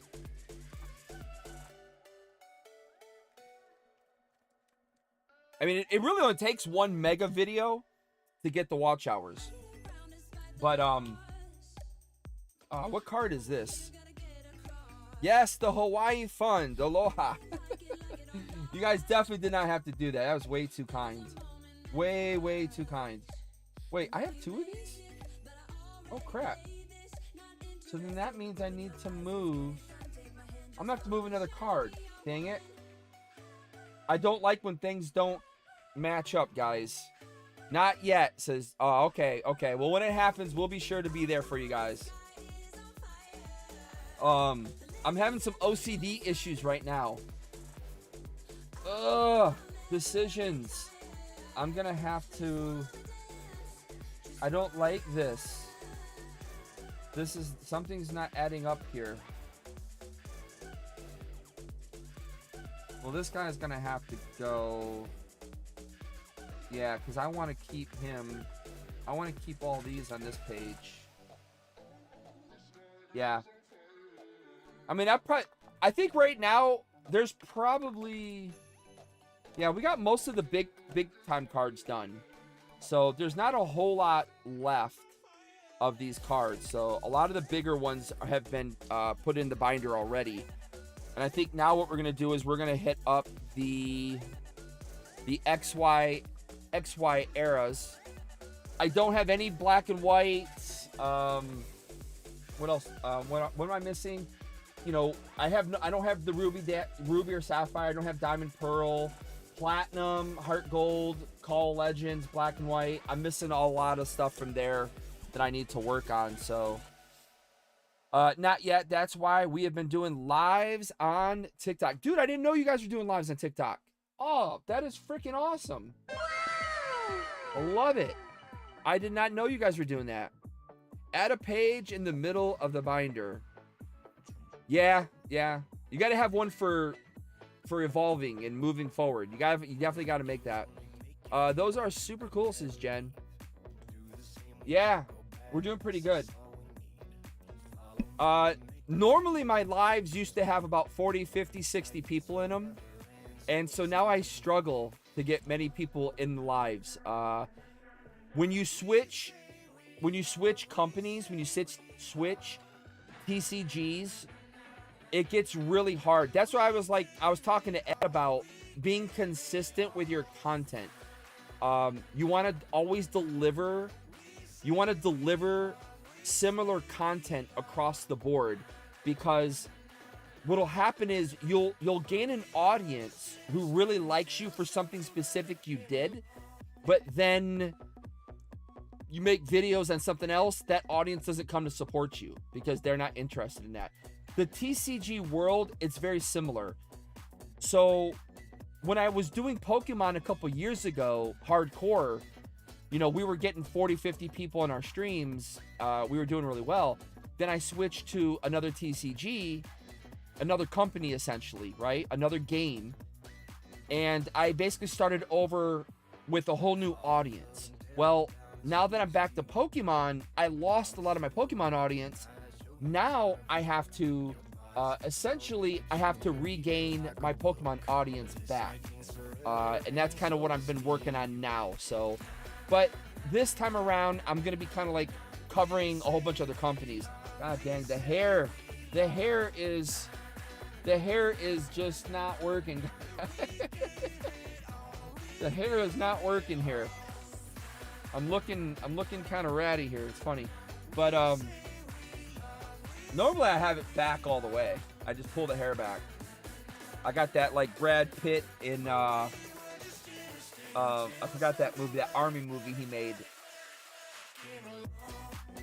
What is a TCG? So TCG stands for Trading Card Game.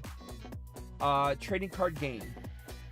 It actually has two sayings to it. So they have what's called CCG, which is Collectible Card Game, and then there's TCG, which is Trading Card Game. Essentially, they're the same thing. I mean, they're both powered by... So, obviously, Pokemon is a game. Okay? All these that I have are games. All these cards that I have here, I got a bunch of stuff here. I just can't... I got such a mess of stuff. For instance, Nom Nom. Nom Nom, this is a new one. A new game that I'm going to be doing content for. And, you know, you have people who play the game, or you collect it, or you invest in it. You make money. Like, you look at some of the products that I have in the background. You have sealed product. that becomes valuable over time. You can sell it off, make money on it. Then you reinvest in some more or something. But those are basically the three aspects to the TCG world: is playing the game, collecting the game, or investing in the game.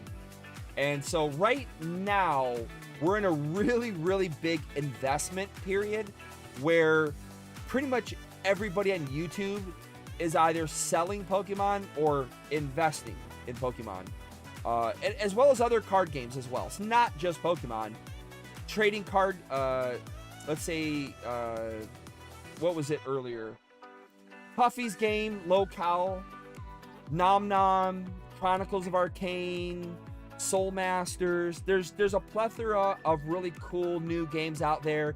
Dragon Ball, Yu-Gi-Oh, One Piece, real big in the anime world right now. So all of that is basically really big right now. The hair looks good. We wear hats to hide our hair. Normally I have a hat on. I just forgot to put it on when we went live. So yeah. I knew that, says Ed. Of course you did. Well explained. You're welcome, my friend. You're welcome. Yeah, it's really, you know, deep into a lot of this stuff. For instance, Jen, just to blow your mind a little bit, this box right here,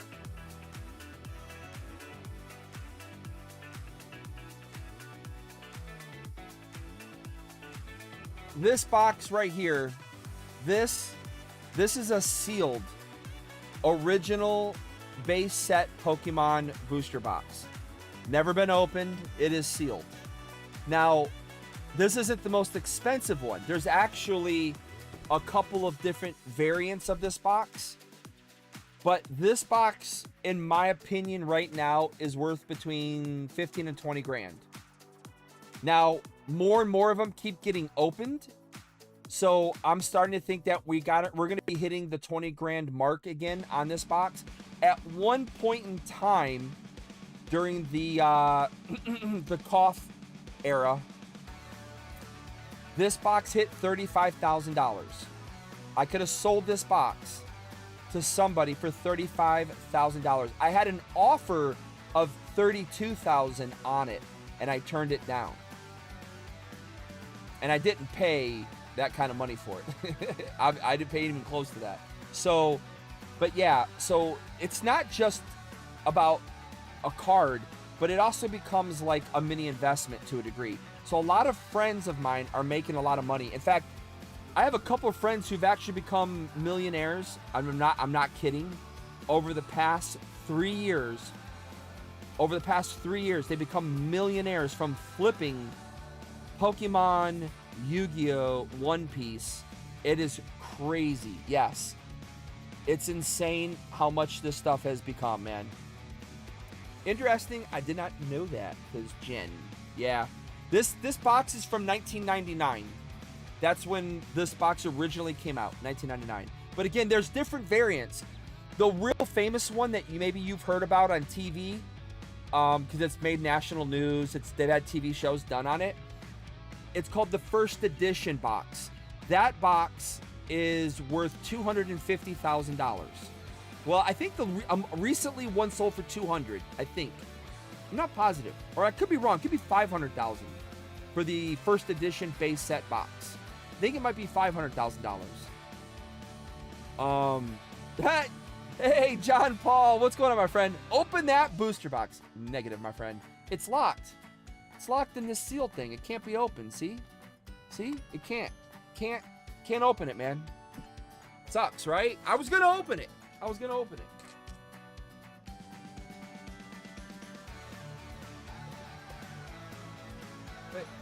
But yeah, there's a lot of stuff back there.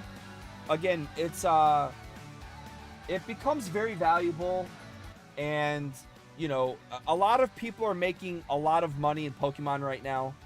I've chosen not to go that route, and I don't know why. I'm an idiot at the end of the day. You need a 24K gold Pikachu knockoff. I don't copy anyone. It would have to be silver. Happy Silver Ed. I am no Logan Paul, my friend. I am no Logan Paul. But yeah, there's a lot of money involved in this hobby. So it all depends on what you want to do. I do this hobby, and you guys know this. You know, my channel, the people who are subscribed to my channel, who watch me, that know me, and of course you, Ed and Jen, you guys know we have our kids, and that's how this whole channel started. It started with the kids. So once the kids decided this was no longer for them, they left me to myself, and I decided to keep it going. I actually do enjoy it. It gives me something to do. Now, granted, it's taken away from the acting world. I haven't been acting as much, but that's a whole nother story. There's a whole nother issue going on there that has me pissed off. John Paul says, yeah, man, the graded Pokemon card buyer flippers make a killing. It's crazy times right now. It really is. It really is. I mean, honestly, I'm almost being irresponsible with this. For someone who says I don't have money and we're always hurting, we need money, whatever, I really should be flipping the crap out of this stuff. And I give away a lot. I give away a lot of stuff, guys. A lot of there's not many people in here right now, but there's a lot of people who attest that I give away a lot that is worth a lot of money. And I do it. I mean, it doesn't grow your channel. Doing giveaways does not grow your channel. That's something that people have to understand.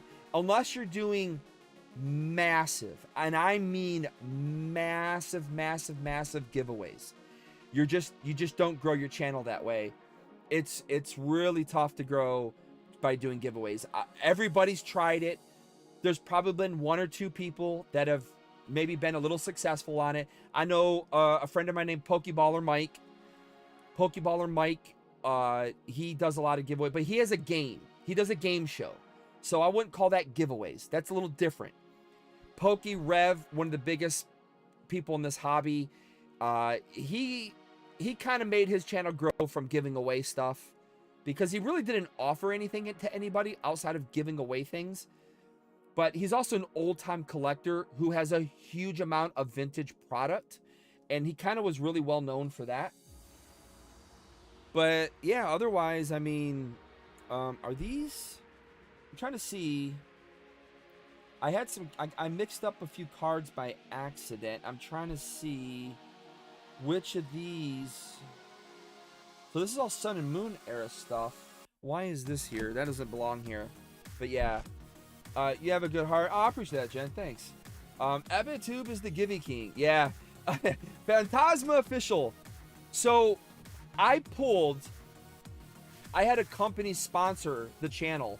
He sponsored several videos from the old TCG that I used to work with. I didn't work with him, but I mean, I was a content creator, right? So I had a sponsorship with a local game store who gave me product, and they sponsored several videos of ours.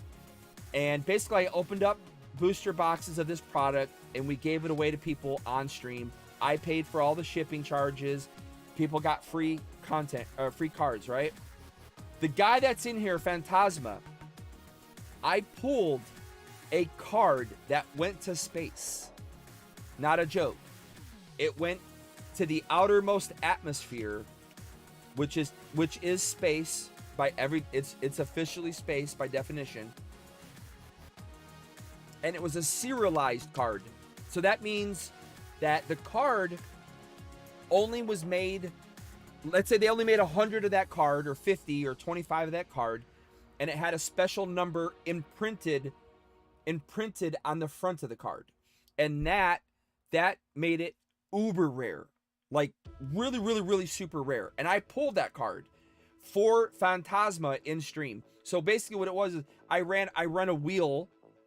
There's different you can run your giveaways differently. So they have pick a comment, spin the wheel.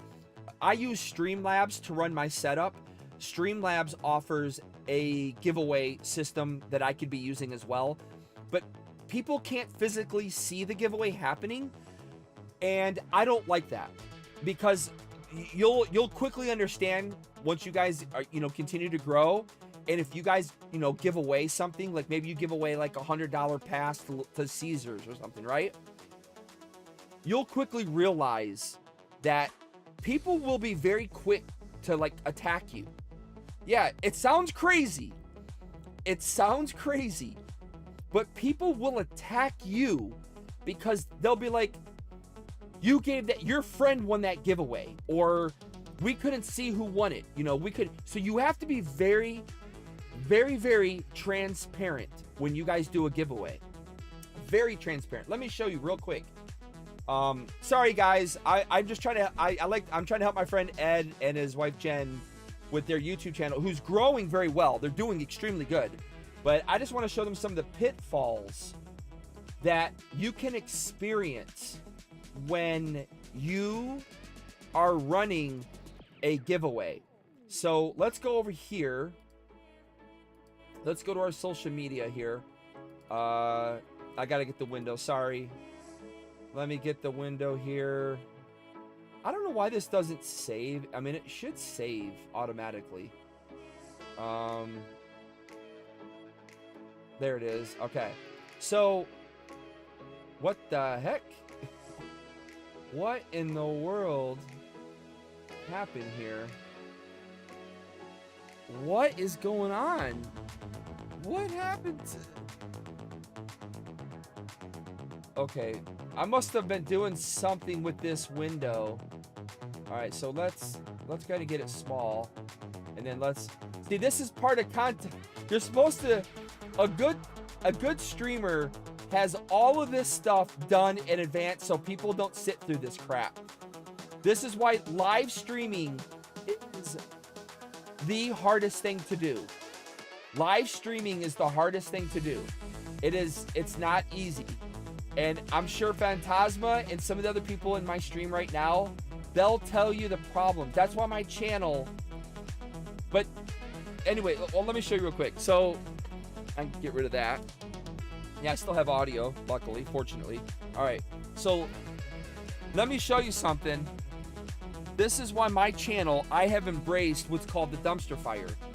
All right, so my channel logo is a dumpster fire, if you can't see that, because live streaming is really hard. It is not easy. Yeah, for some people, if you have a lot of money and you got a banger computer system, you know how to operate it. You know, we're old. We're not these young teens and 20-year-olds anymore, so it's a little harder for us to comprehend these things, I guess. But yeah, I have embraced being the dumpster fire channel. But as I get back to it though, so I have this is called like the wheel of names. I put everybody's name on here, okay? And basically we spin the wheel, right? We'll just do a test spin. So you spin the wheel. That was probably really loud, everybody. Sorry. Let me turn that down. Sorry about that.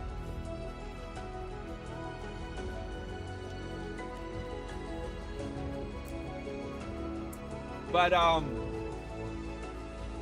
I forgot. I must have had this on I must have had this on 1 minute spin or 30-second spin. Yeah, must have had it on a longer spin. Oh. Anyways, we'll go back to the full screen in a second. I just want to show you guys. This is why. Now, when you get to like having 50 people to 100 people in your stream,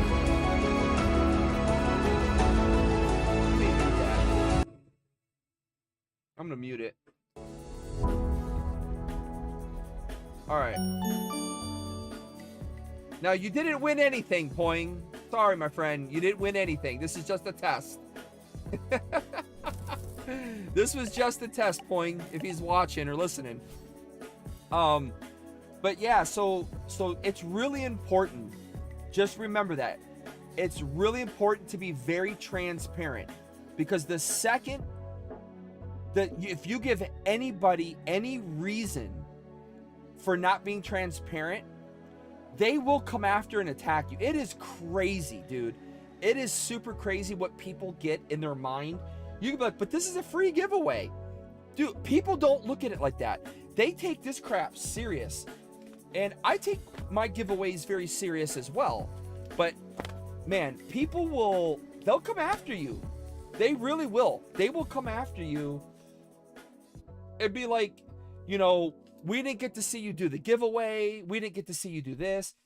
So you have to be really mindful of when you're doing a giveaway. You want to be as transparent as possible. And that's something I've always tried to make on this channel. Even when I was having 50, 60 people in our streams and we were getting a lot of people into the giveaways, I didn't care. I still did the wheel. Even if it took me 15 minutes to put every name in that wheel. Yeah, right? Back to the binder world. I know. But yeah, you have to do that, man. It's really important. Really important that you're up front. But anyways, guys, there's nobody in here. Nobody's chilling with us, so I can talk about this random stuff. Nobody's caring at this point.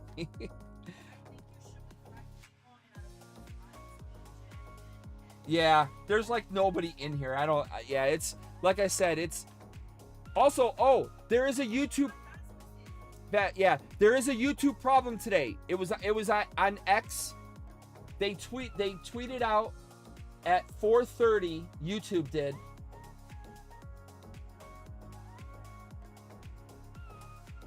If you're having trouble with your live streaming, your watch party, people basically being in your streams being sent out to people, they're having a problem with the system today. And that was at 4:30, 5 o'clock. So it could be people just didn't get the notifications today. I don't know. But who also wants to sit here and watch me do a binder? I don't know. I mean, I would do it. I'm just saying. And again, I can also invite anybody I want to come with me on stream. If you know, I can put a link up and you can come in and we can talk and have fun. There's a lot of things you can do with streaming. It's pretty cool. What time is it? It's almost 9 o'clock. Jeez. Huh?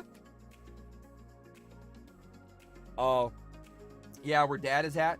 See, that's another thing, Ed. I got to worry about when I'm streaming. I got to worry about where my dad is at. So, I have to have the cameras on. I have to have my cameras on and to see where he's at all times. That's my kitchen. But I have to keep an eye. He's still on the couch. Yeah, he's on the couch watching TV. He doesn't know what he's doing, unfortunately. If you guys don't know, my dad has dementia and he lives with me now. But we have to keep a pretty close eye on him, unfortunately. He's getting worse. But yeah, so while we're streaming, if you see me looking off to the right, it's normally because I'm pulling up the camera to make sure he's not doing anything crazy. Because, yeah, he has done some crazy stuff. Done some crazy stuff. I didn't know that, says Jen. Well, that's why. I'm the best there is, plain and simple. I mean, I wake up in the morning, I piss excellence. And now you know. Now you know. And one day, maybe you and Ed, maybe you guys will be the goats.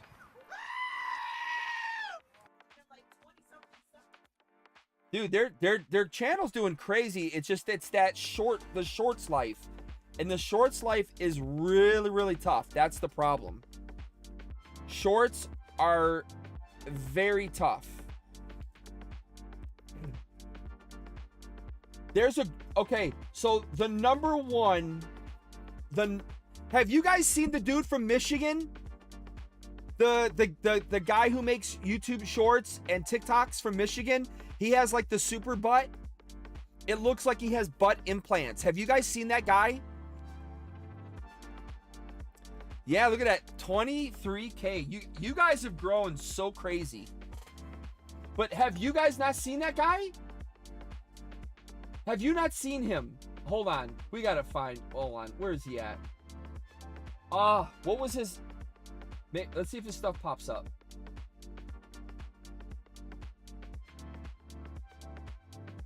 Do you know who I'm talking about? Yeah. You have not? So, he is the world's second most watched social media person in the whole world. He's only second behind Dwayne "The Rock" Johnson in views. So he's from Michigan. I think he's from Grand Rapids. He's this short, super stocky. He's quite athletic, but he has a super butt. I'm not joking. I gotta find this guy. Hold on. I'm going to my history. You guys, hold on. Let me see. I'm gonna bring this up on the channel. I'm telling you. Here he is, right here. Hold on. Okay, I got it. Hold on, everybody. Hold on. We're pausing the binder for a second. Let me get it. We're about to have some fun here. Hold on, everybody. With my Kramer from Seinfeld hair going on. Hang up. Hang up 1 second. Hold on. Hold on. Wait till you guys... I hope he doesn't hit me with a freaking copyright. Oh, that's another big issue. Oh, he's in the back. You have to be careful of copyright. The music I'm playing, guys, I have a membership with a company because you will have major issues with copyright if you are not careful. So, all right, I'm gonna let's go back. Here he is. This guy. My hair's driving me nuts. Allow me to reintroduce myself. My name is... No. What are you doing? Who's playing what here? Stop it. I'm gonna hit with copyright. No. Wow. Hold on. What is that? What's playing? No. What the heck is playing right now? Amazing.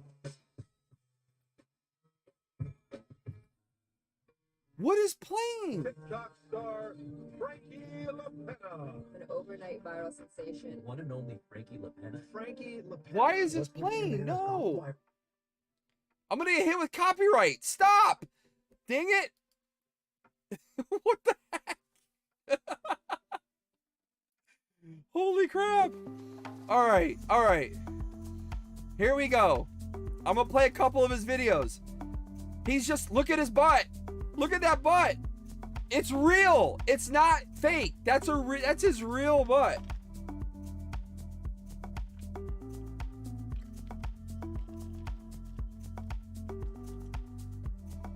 This guy, I think he's from Grand Rapids, Michigan. He has the second, I believe it's the second largest TikTok. Who the f is this guy that runs around with? I cannot play the sound.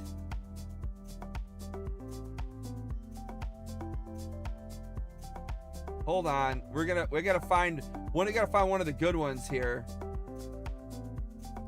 Today is experiencing our first... I don't think this is a real newscast. It's fake. Look at that Michigan State license plate, Ed. Look at that Michigan State license plate. Oh, I just saw what he did. Oh, crap. Oh, I see what he did. Yes, that's real. Look at what he did. He poos his pants. Oh, it's already on there. What the heck? Okay, hold on. There's a couple of really good ones.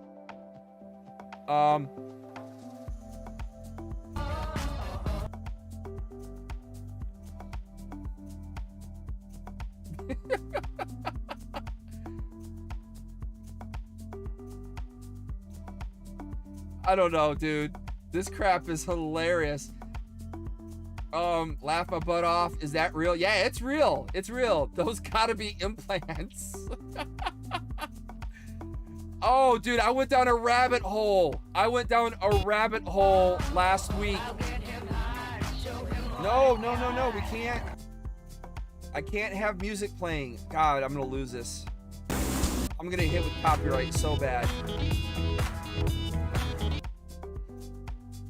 This guy rolls up to the gym every day like this. Wide load, baby, coming through. Holy cow.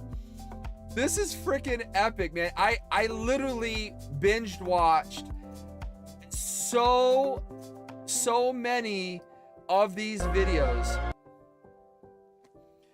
Oh my God.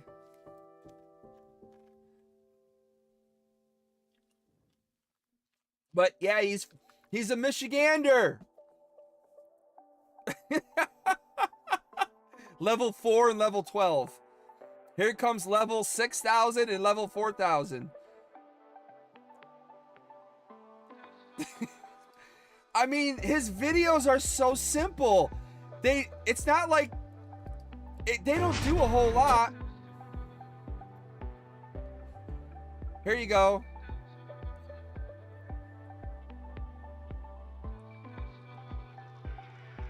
This one's hilarious. Oh, look, skinny. Let's get matching putts, Harley. Oh, this dude is athletic too. He's got some skills, man. This dude ain't no joke. He's athletic. Oh, this one's pretty funny. Okay.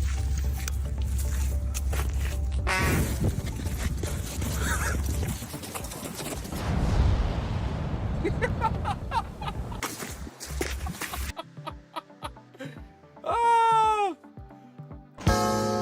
Uh-oh.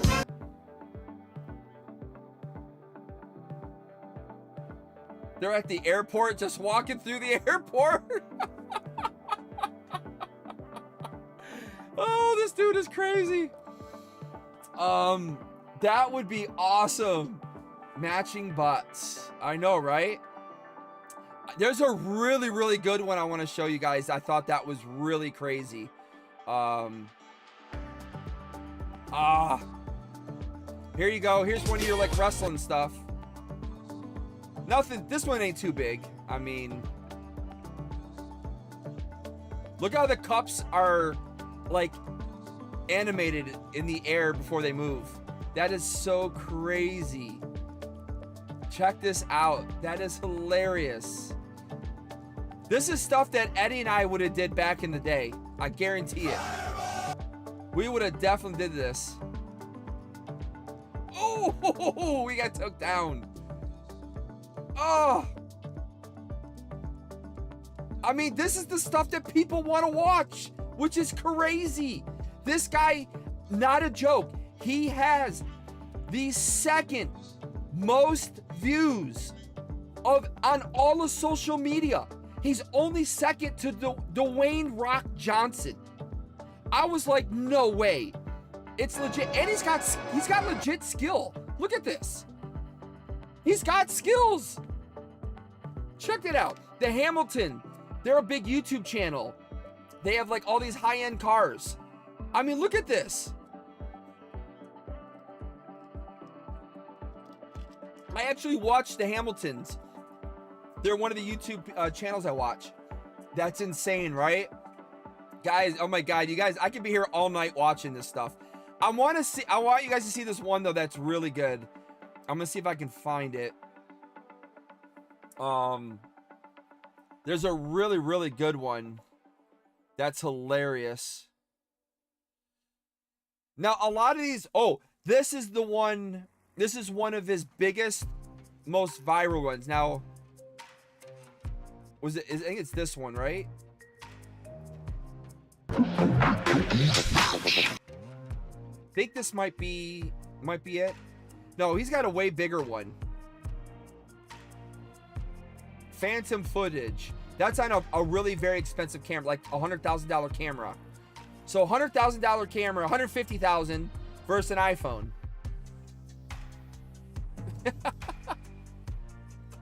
That's hilarious. But there's one I really want to show that's crazy. Ah, where's it at? And then we'll be done.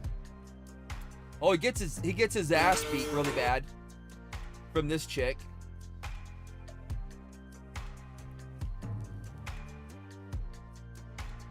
Oh. Oh, you guys got me going down the rabbit hole now. I don't know. Is anybody even watching besides you guys at this point? Hold on. That's still not the one I wanted to watch. I want you guys to see. Oh. Where's it at? Yeah, I was thinking he has butt implants too. But I don't know, man. I don't know if he does. I think that might really be... He just got a lot of junk in that trunk. Oh, this is the one that has him, like, and there's nothing to this video. There's nothing to that video. Dude, you guys, it's crazy. 678 million views. 678 million views. The reason why I was telling you, Ed and Jen, about this guy in the first place. So if you go to his YouTube channel, he breaks down what he gets on these shorts. And it's like nothing. For the amount of views that these videos get, he gets like almost nothing from the views. That's the problem with YouTube and shorts. You just don't get a lot of money from the shorts. So if you're looking to make, like, if you really guys want to make the YouTube, like, make it like your revenue, like make it income, make it your life, right? Because it's cool, it's fun, it's easy, right? Well, not easy, it's hard work. You have to understand how the algorithm works, how you get paid out, all that stuff. And the problem is with YouTube Shorts, you'll grow super quick. That's funny. You'll grow like really quick. Hey, hello Brooklyn. It was posted with the right hashtags. Yeah, it does. It has a lot of the hashtags. I actually, before I post a video, I go through 2 sites. I showed Ed actually recently how I get my titles, but also there's a way to get your hashtags, because if you're not hashtagging right, the algorithm won't work as well. There's a lot to it, man. There's definitely a lot to it. But let me find, I want to find the one that's also got a ton of views. That's crazy. I don't know. Where's it at? Oh, this one. This right here is my #1 most viral video that I have ever posted online at 293 million views. Now that's old. The other video surpassed it.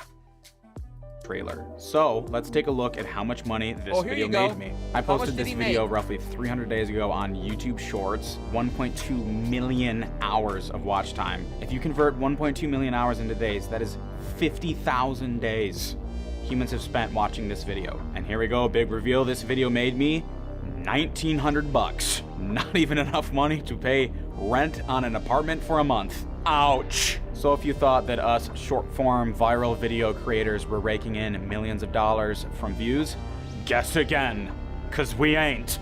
This right here is my #1 most viral video that I have ever posted online at 293 million views. That is more views than the official Avengers Infinity War movie trailer. So let's take a look at how much money. Guys, isn't that insane? That is so insane that his video, whoops, there we go. Yeah, it's insane that his video, that your videos as short. So you can grow really, really, really big with your shorts. but you're not gonna make money. That's the problem. You'll get fame, and the fame can bring you money in different ways. Since you guys love to go to the casinos and stuff, yeah, you could get casinos reach out to you and be like, hey, we would love to have you come gamble at our facility. We'll even give you a $5,000 credit to come do it. That's how you'll make out from that way. Let's go back over here. But that's how you do it, though. That's why I reach out to a lot of sponsorships. I reach out to a lot of people. I look for sponsorship deals. I look to work and collab with people. You know, I try to utilize my acting, well, I wouldn't call it an acting career because it's really not. But I would use my background, you know, and that's how I facilitate having right now a channel that has, you know, just, you know, what, 2,400 something subscribers on it, and doesn't get as much views as I would like to get. You gotta find a way to offset that. So that's why you reach out and you do other things. Now, granted, they want to know what your numbers are. So when I put, like, when I go to look to get a sponsor, or I go to look to get somebody, I will take all of my social media numbers and put them all together. Because ultimately that's what you're trying to prove to them, is that you have a good enough following to waste their marketing dollars on you. So that's why I still can't believe Pokemon Company picked me. I was really surprised that I got invited to go to Worlds, because they had a lot of people that they turned down, and I got picked. So I was pretty pumped. Crazy technical stuff. Hello Brooklyn says, I've seen a Russian girl, she eats cat food and gets like 2 million views, no big deal. Yeah, well, okay. Let's just be upfront, Brooklyn. Let's be upfront about this. There's male and there's female creators. And the female creators, and this is just the truth, this is just the reality of this, okay? Female creators get way more exposure than male creators do. They just do. And we all know. Come on. We know. I will say, I mean, I'll tell you what, man, I miss working that Aeroflot flight back in by JFK days. Jan Brooklyn says, hello Brooklyn, she gets that many just for eating? They've gone downhill. Crazy. That's smart. We definitely get more views on shorts at first videos. Yeah, because you're in the algorithm. You're in the YouTube algorithm is not going to support your long-term content, your long-form content. It's not going to support it. It's already made a decision that you and your channel are a short-form channel. So you're going to have a really difficult time. You're going to have a difficult time getting out of that with YouTube's algorithm. It's just the way it is. I'm known as Grumpy Wife. Jesus Christ. Why are you known as Grumpy Wife? What the heck? That's crazy. You guys always look very happy when you're in the videos. I mean, you guys look like you're having a good time, enjoying everything. I would never have thought that. Let's see where okay. Hollow's over here. I did not leave space like I was supposed to, guys. I should have left space. I'm gonna skip 2 pages because, in fact, let's go 3 just to be safe. Now we're starting off now with the promos. These are all Charizard just promo cards. So we're gonna go with these first. I think that'd be the best way to go. So we're gonna go here. 0. Russian guy drinks a shot and burps, and he gets like 30 mil views. I'll send you the link later. He just drinks, eats, and pees me and burps. It's no words, no nothing. I believe it. Hammer, I apologize, but we gotta start. Yeah, go ahead, man. I'll catch you guys later. Ed, Jen, thanks for stopping in. It was fun. Appreciate you guys. Hello, Brooklyn. It's Charizards, baby. Yeah, because I like to complain. Oh, I didn't really. I mean, it didn't seem like you were complaining to me, but yeah, I guess you'll get that niche put on you, or not niche. You'll get that stigma put on you. Yeah. Sorry if I'm being a degenerate. What? Sorry if what? I can't read that. We will catch you next time, man. Yeah. Later, guys. Have a good one. Brooklyn, you're always that way, bro. It's all right. I know how you are. It's cool. If I didn't like it, I would have banned you. Right? As long as it's when people attack me is when I get a problem. Yeah, have a good one, Jen. Thanks, guys. Don't forget to smash the like button. You're supposed to say that stuff too. Yeah, Brooklyn, it's when people come in and they attack me. That's when I get an issue. So as long as I'm not being attacked, it's fine. All right.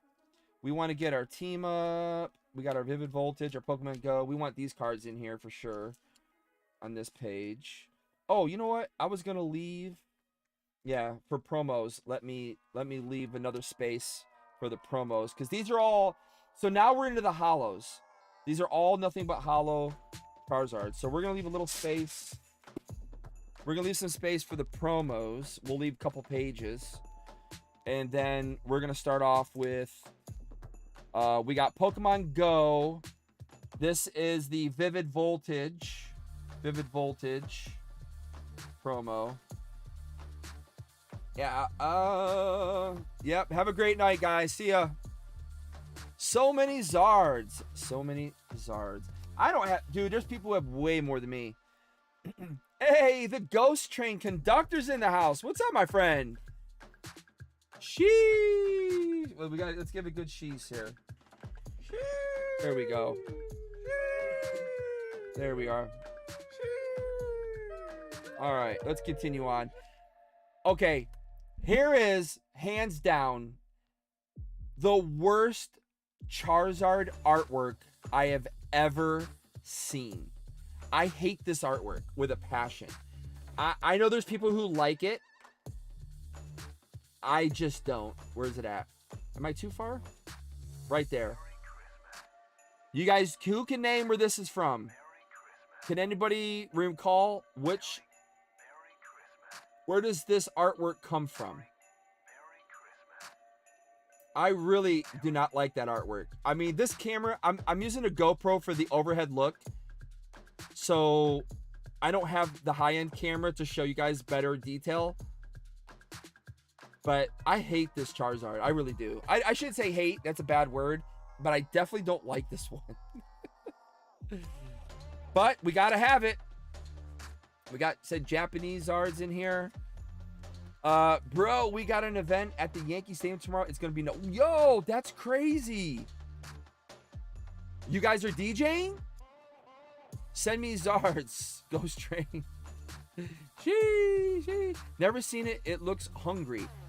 So this is from the Detective Pikachu movie. This is Detective Pikachu Charizard. So he has like the scales, but it don't look right on him. It looks really, really weird. It looks like he has like, I don't know, what's that?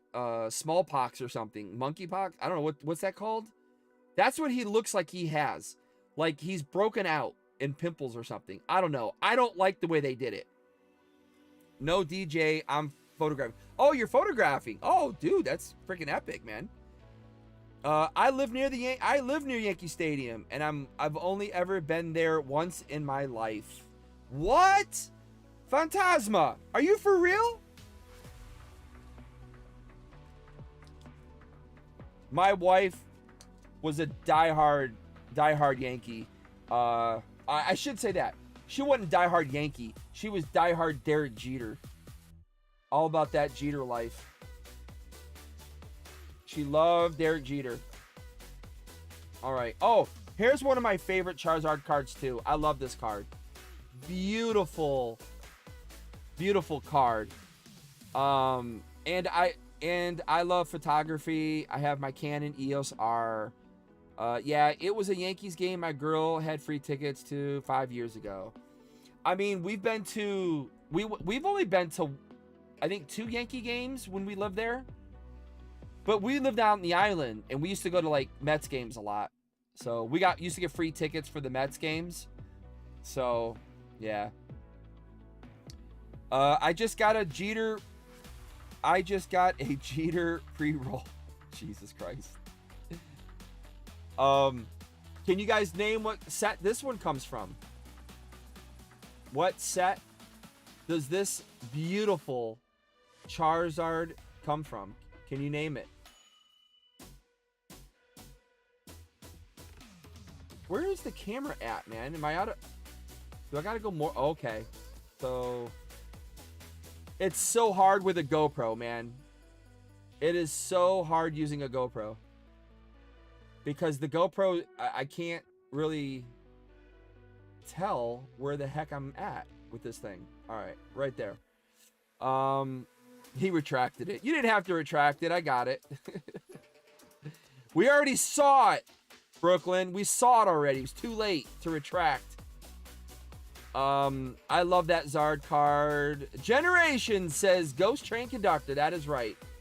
I love this card. This was such an underappreciated card, in my opinion. This is one of my all-time favorite Charizard cards. I love the artwork on this card. Beautiful. Look at, you can see the snowflakes down in the bottom. This was, I love Generations, man. But I believe that was the last of my Zards. Oh, and then I had my friend. Now, this was a Drew custom cards. He made this card and sent it to me as a gift. But it's a 3D card. So it's kind of cool. Like, you can angle it. See, it goes from shiny to normal. Shiny, normal. So I always thought that was kind of cool. But Drew sent me some pretty cool custom made cards that he did that I really like and enjoy. So I value that. I value that he put the effort and stuff. So that goes into the binder. But that is my first ever finally finalized Charizard binder. Again, shout out to Immortal Workshop and his beautiful top loader binder, man. But let's go ahead and take a quick look at the binder, guys, now that it is completed. Now that we have completed the binder, I'm going to get rid of myself. Face cam. All right, so now you guys can see the whole thing. So this is our binder. Never seen that card. Sick art. Looks good. You didn't see nothing. I know, right? Ghost Train says, I need to drop my zoo handle and go back to the Pokemon one. Yeah. I kind of did that. You know what? It's funny you say that because yesterday I was messing with my Instagram profile stuff. And I didn't realize that I still had in the profile on Instagram that I'm a, you know what, content creator. So I finally removed that. I laugh, but guys, it really makes me very sad, ultimately. It does. You know, I'll look fond on the past 3 years. You know, I'll look fond in the past 3 years as something special, and that's all it'll be from this point. But I am no longer going to be talking about here on the channel that TCG, by the way. I've made a decision to no longer talk about it. So that's why you guys won't hear me bringing it up anymore, mentioning it or anything. I'm completely over and done. That's it. I got boxes at home sitting, looking at me. Yeah. Everything's in storage. I put everything in storage. So... But here we go. This is my Charizard binder. Again, it's not counting some of the Zards over there. So I got Charizards behind me that are slabbed up. So you brought it up. Nah, I was answering Ghost Train, man. Shut up. Smart move, man. Do you still have your Hidden Fate Zard? Yes, I do. Yes, I do. If I could get my phone... when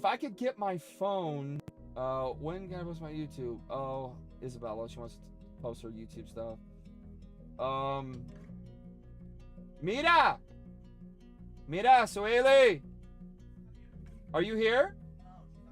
Oh, she's downstairs. Is Grandpa downstairs? Oh, okay. I'm just making sure. I see she texted me that he was not on the couch. That's why. No, I'm still live. I just put the Charizard binder together, though. All right. Let's take one last look at it, everybody at the Charizard binder before I end tonight's stream. There is our first page. We got some of the OGs on here. I'm obviously missing a huge gap of them, and it's mainly because I just didn't want to drop the money, but I may do so over the next couple years. I may start chasing you know, the EX Ruby Sapphire era Zards, you know, the Diamond and Pearl Zards, Platinum, there's Heart Gold, Soul Silver, Call of Legends, Black and White. I may start chasing more of those. It's just they got so expensive, man. So expensive. Chasing the dragons. I know, right? I don't care what anybody says. Charizard is a dragon. Charizard is a dragon. How's your dad doing? It's getting worse, man. If I'm being honest, my hair, Jesus Christ, my hair. if I'm being honest, it's getting bad. Yeah, it's getting a lot harder now to have him here in the house. You know, unfortunately, he's going to be with us to the end. So unless he gets to the, I mean, even if he gets to the point where it's so bad, it doesn't make a difference. We have no choice. He has to stay with us. We can't afford to put him in a home, and the insurance won't cover a dementia home. You know, they're way more expensive than an elderly living center. It's way more expensive because he has to have special care. So we just have to, you know, that's the real reason why I've just not been able to be consistent being a YouTuber, being a content creator. It's been really difficult to deal with this. That's why I had to cancel all the summer's plans. We're still dealing with their property and their belongings up, you know, I live 10, 11 hours away from where they lived up north. Still dealing with that situation. It's not an easy situation. There's been a lot of complications and some difficulties to it. And it's not going to be, don't take this the wrong way. It's not going to be a lucrative situation like I think a lot of people might think it would be. So there's a lot of things that with it that it's just not going to be anything like we thought. It's not even enough to cover putting him in a home for a year. So I don't want to put him in a home. I am here at my house every day. So I am perfectly fine with taking care of my father. It's just, it is getting worse. And he's an angry dementia person. He's not necessarily a nice dementia person. Like there's different levels to the dementia. He's just an angry one. But I'm able to deal with him, which is the good part. I'm able to do them.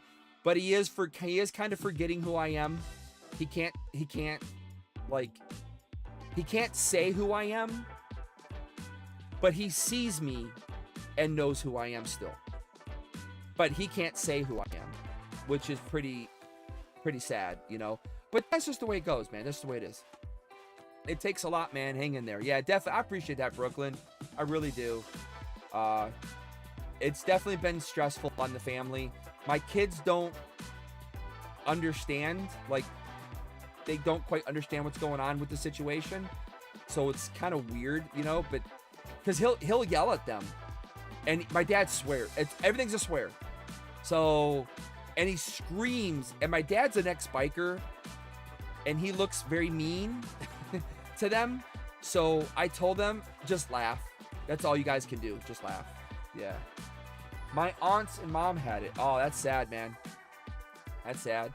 I think I'm going to have it. I don't know. But I think I am.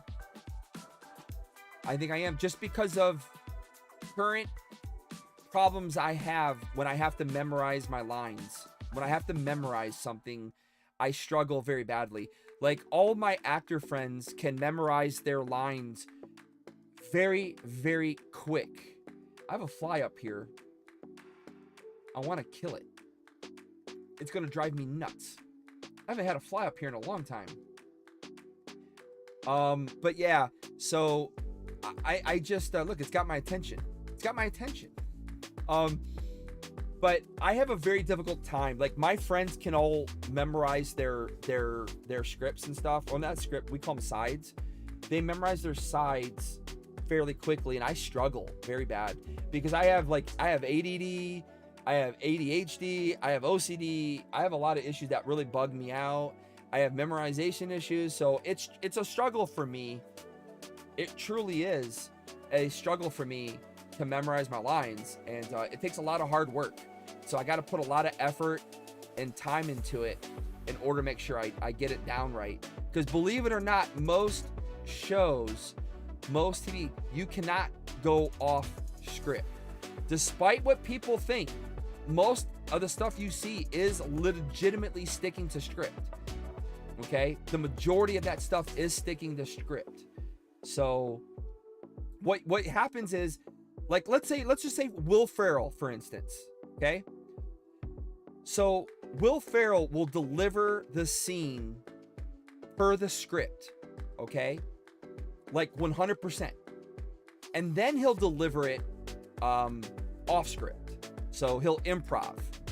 And then while they're in the cutting room, the director will make the decision if he likes what Will Ferrell did with the improv, or if he wants it done with the script. Or maybe the scene requires that the Will Ferrell has to be by the script. And that's because there might be something later down the road that what he's saying it plays into. So it's up to the director in the cutting room floor to decide. But when they're filming, you know, they film it multiple ways. They'll film it him being strictly by the script and then him doing improv. You just don't think these people walk on stage and they're off script. There's only a few in the industry that can get away with that. I hear The Rock, Dwayne The Rock Johnson, he's that way. Now I know when I shot, when we shot Fast Furious, or whichever one, I think it was 8. I think it was Fast Furious 8 is the one that I was in. When we shot Fast Furious 8, now what he said was on script. That's what I remember. But I hear he's one of those guys that comes in and kind of just says what he wants. There's a handful out there that can do that. The majority cannot. The majority, they have a script supervisor. You got to film the scenes multiple times by the script, and then they let them go off book. We call it improvisation. So yeah, when you're a little nobody name like me, you have to be on script. You have to be on script. And then in your second take, you can be a little off script. You can kind of improvise a little to show casting that you can go another route if they need you to. But yeah, I struggle with memorization. So I am definitely worried that I may at some point in time, there is a test you can take. There's a test you can take to see if you're going to have dementia. So I told my wife that's probably something we'll have to do. I want to, you know, if I'm going to have it or not, or if I have issues, but I definitely struggle with memorization for sure. All right, back to the binder and then I'm done, guys. I've been talking a lot this stream and I'm out of drink. I need to, and I got to wake up at 5 in the morning to take my son to soccer camp tomorrow again, which is over an hour and 20 minutes away. So, all right, here we go. First page of Zards. Beautiful. Wish I had more. Yeah, the few that are talented, man. Super tough work, for sure. Here's probably some of my most prized Zards because I pulled all these Zards. I need to make sure everyone understands that, right? In fact, I'm gonna start over real quick. You're gonna see how YouTube works, guys. We're gonna edit this. All right, here we go. All right, let's go right here. What's up, everybody? It's Harley here at EpicTube HD. We are live streaming, but I'm gonna cut short right here because we're gonna show you the Charizard binder that I just made. Bunch of us stuck around on the stream. We basically organized all my Charizards into this beautiful Immortal Workshop top loader binder. Let's go ahead and take a look, everyone. All right, so here we go. Opening up the binder. And as you can see, we start off with some OG stuff first. That's the first thing we want to hit. So again, every single one of these cards, with exception to maybe 1 or 2, maybe 3, I bought. The majority were all self-pulled. Here we go. We got the OGs up at the front. So at the top, we got Topps Charizard. Two top Charizards there. Again, pulled these back in the day, back in 2000, I think it was when I pulled those, whenever the sets came out. We've got the OG Japanese Charizard right here, base set. No, this is not a no symbol Charizard, unfortunately. I wish it were, but you can see the symbol right there. Then we've got ourselves a base set 2 Charizard, base set 2. We've got a Dart Charizard. This is from base set Dart. It's not first edition, and it is a non-holo Charizard, by the way. This is the non-holo version. So if you didn't know, they did make a non-holo version Dart Charizard. We got our 25th anniversary Charizard here. We've got Evolutions XY Charizards down here. We got the reverse holo, and then the holos. Flip it over, and then we got the beautiful rainbow rares. So we've got from Cosmic Eclipse. Now this is trying to get the light here. We're not killing it. We've got Cosmic Eclipse, but this is Japanese, so I forgot which set it was, but we actually opened that up. We bought that in Japan. We bought several boxes and we pulled it from there. Then there's the actual Cosmic Eclipse Charizard one, Rainbow. There's the big boy. I'm gonna see if I can get the light where it's not killing the binder here. But that's the Burning Shadows Charizard right there. Followed by Charizard V-Star. This was Brilliant Stars Charizard. Of course, we got Champion's Path as well. I'm only missing one Rainbow Charizard, and I need to get it for my collection. That is the one from Unbroken Bonds, Reshiram and Charizard team. So we need to make that happen. Tag team. I need to make sure I get that. Oh, you sold yours. Oh, I've kept all of them so far. We did pull multiples of a couple of these, and we did sell them back in the day. But made sure we kept the best ones. Again, these were all originally supposed to be graded. So these would all grade between a 10 or as low as a PSA 9. And then we've got the XY era Charizard. This was one of my favorite artworks, actually, of all time. I know it doesn't come out that great on stream. Unfortunately, the light is really not doing this justice. Then we got the newer Charizards. We got the gold Charizards from the Obsidian Flame set. Then we come over to here. We got more Champion's Path. So we got the light of light. We got the Champion's Path right here. I call this the Zillazard, baby. Zillazard. Looks good, man. It's wild angle. Oh, I know, right? I don't normally use a GoPro, but I'm using it now so we can get the top view. Then, of course, for me, this was the harder Charizard to pull from Champion's Path. Other people said they had an easy time. I had an easy time pulling the Zillazard. I had a rough time pulling this one. In fact, I didn't even pull it. I had to make a trade with the one and only Pogo Dad. Pogo Dad and I made a trade. In fact, if I remember right, I think I traded him a Zillazard for that one, if I remember right. But that's one of the few I could not pull. Of course, then we have another Obsidian Flames alternate arts. We have those there. We have the 151, the secret illustration rare Charizard. I pulled 2 of those. And the funny thing is, I just pulled the second one recently in my most recent video. We pulled that in the most recent video, actually, which is pretty cool. And then, of course, down below, we have another one of the Obsidian ones. Again, that's just kind of like the regular one. But we did pull the secret rares, if I can get that on camera here. So I pulled the secret rare Charizard from 151, and then we pulled the shiny variant version, or from Obsidian Flames, excuse me, and then we pulled the 151 secret rare, which is pretty cool. That was my big chase card that I wanted. Have a good night, man. Well, peace out, Brooklyn. Appreciate it, man. Have a good one. So there is the 151 secret rare. Then we flip it over, and we have some more illustration arts. We got Lance's Charizard here, but this is the Japanese version of Lance's Charizard. Now, I do have the English version somewhere. I just don't know what I did with it. I could not find that card in the pile, but I'm positive I have the English version. Then we've got Unbroken Bonds, the full art version. Now, this is from the Japanese version, which I can't remember the name of, but again, we bought the boxes from Pokemon Center when we were in Japan back in 2019, and we pulled that card. In fact, we pulled it a couple times, and then we finally had pulled it in the English set, the Unbroken Bonds version of it. I did add the illustrated rares of Charmander and Charmeleon in the binder. I felt like they just had to be here. Pretty excited for that.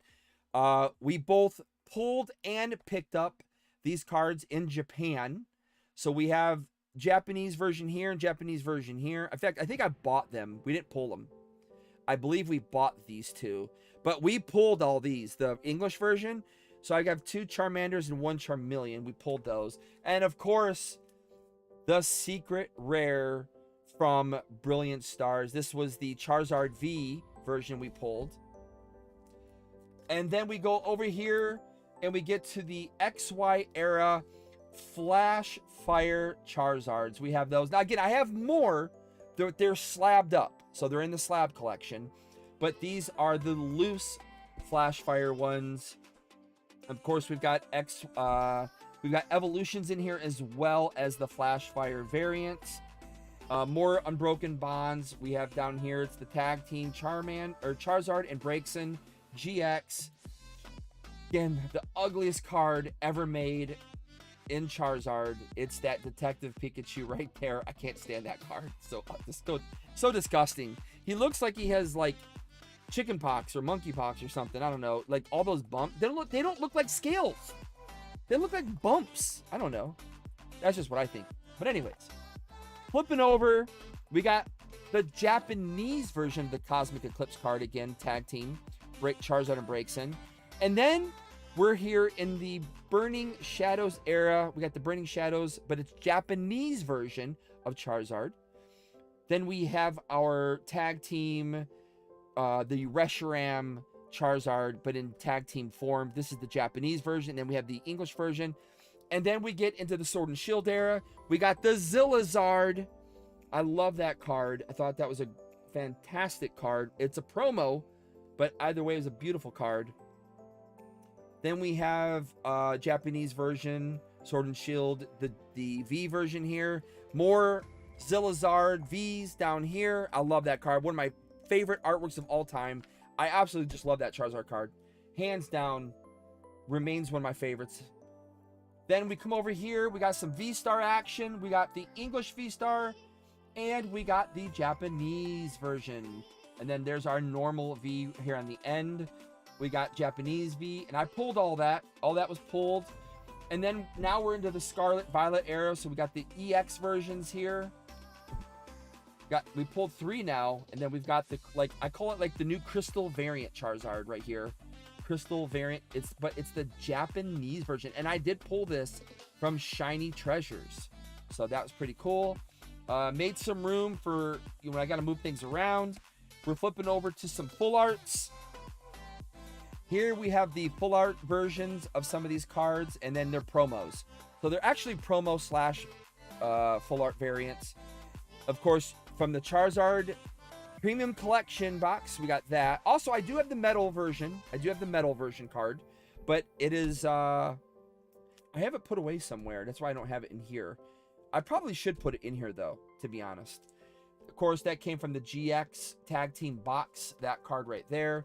Flip a few more spots over, and we start the Holo Collection. We have Holos, non-Holos, special variants. So we've got Pokemon Go. This was the Vivid Voltage from the Build and Battle case. Tag Team Build and Battle. Love that artwork on that tag team. Then we have the special illustration rare contest that Pokemon ran. This is that card right here. Pokemon Go, but the shiny Charizard variant.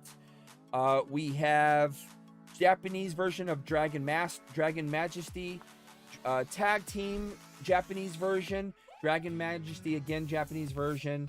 Of course, Tag Team Lance's Charizard along with Charizard Japanese version.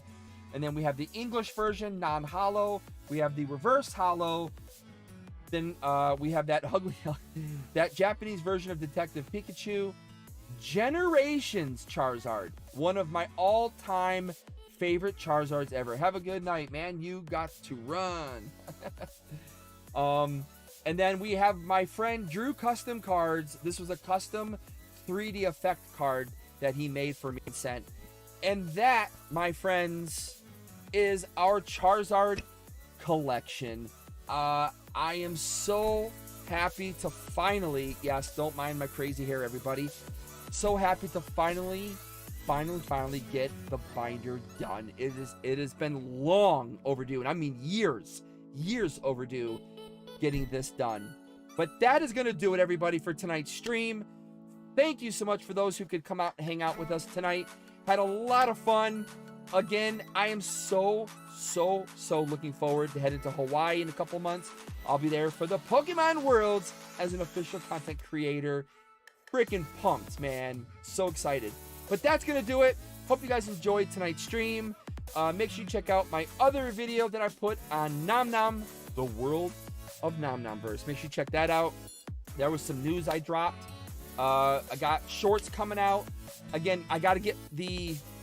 If you guys were here at the beginning of the stream, or you just listened to this, I'm going to separate this video. But my 16 terabyte hard drive broke. It is not working. We have to send it off to Western Digital. I have a whole bunch of videos that I was working on. I was working on a graded card video, graded card video. I was working on a kind of a troll video. And I had some other stuff that I shot in here. It's all stuck. I can't get to it, so I'm really upset. So I'll be trying to get some new stuff out here. But otherwise, thank you so much for supporting the channel. As always, smash that like button. Subscribe to EpicTube for more epic content. I'm going to Worlds in a couple months, so make sure you're subscribed for it. And as always, have more epic adventures with us here at EpicTube HD, everybody. I am Harley. Peace out. Until the next one, guys. See ya. Have a good one.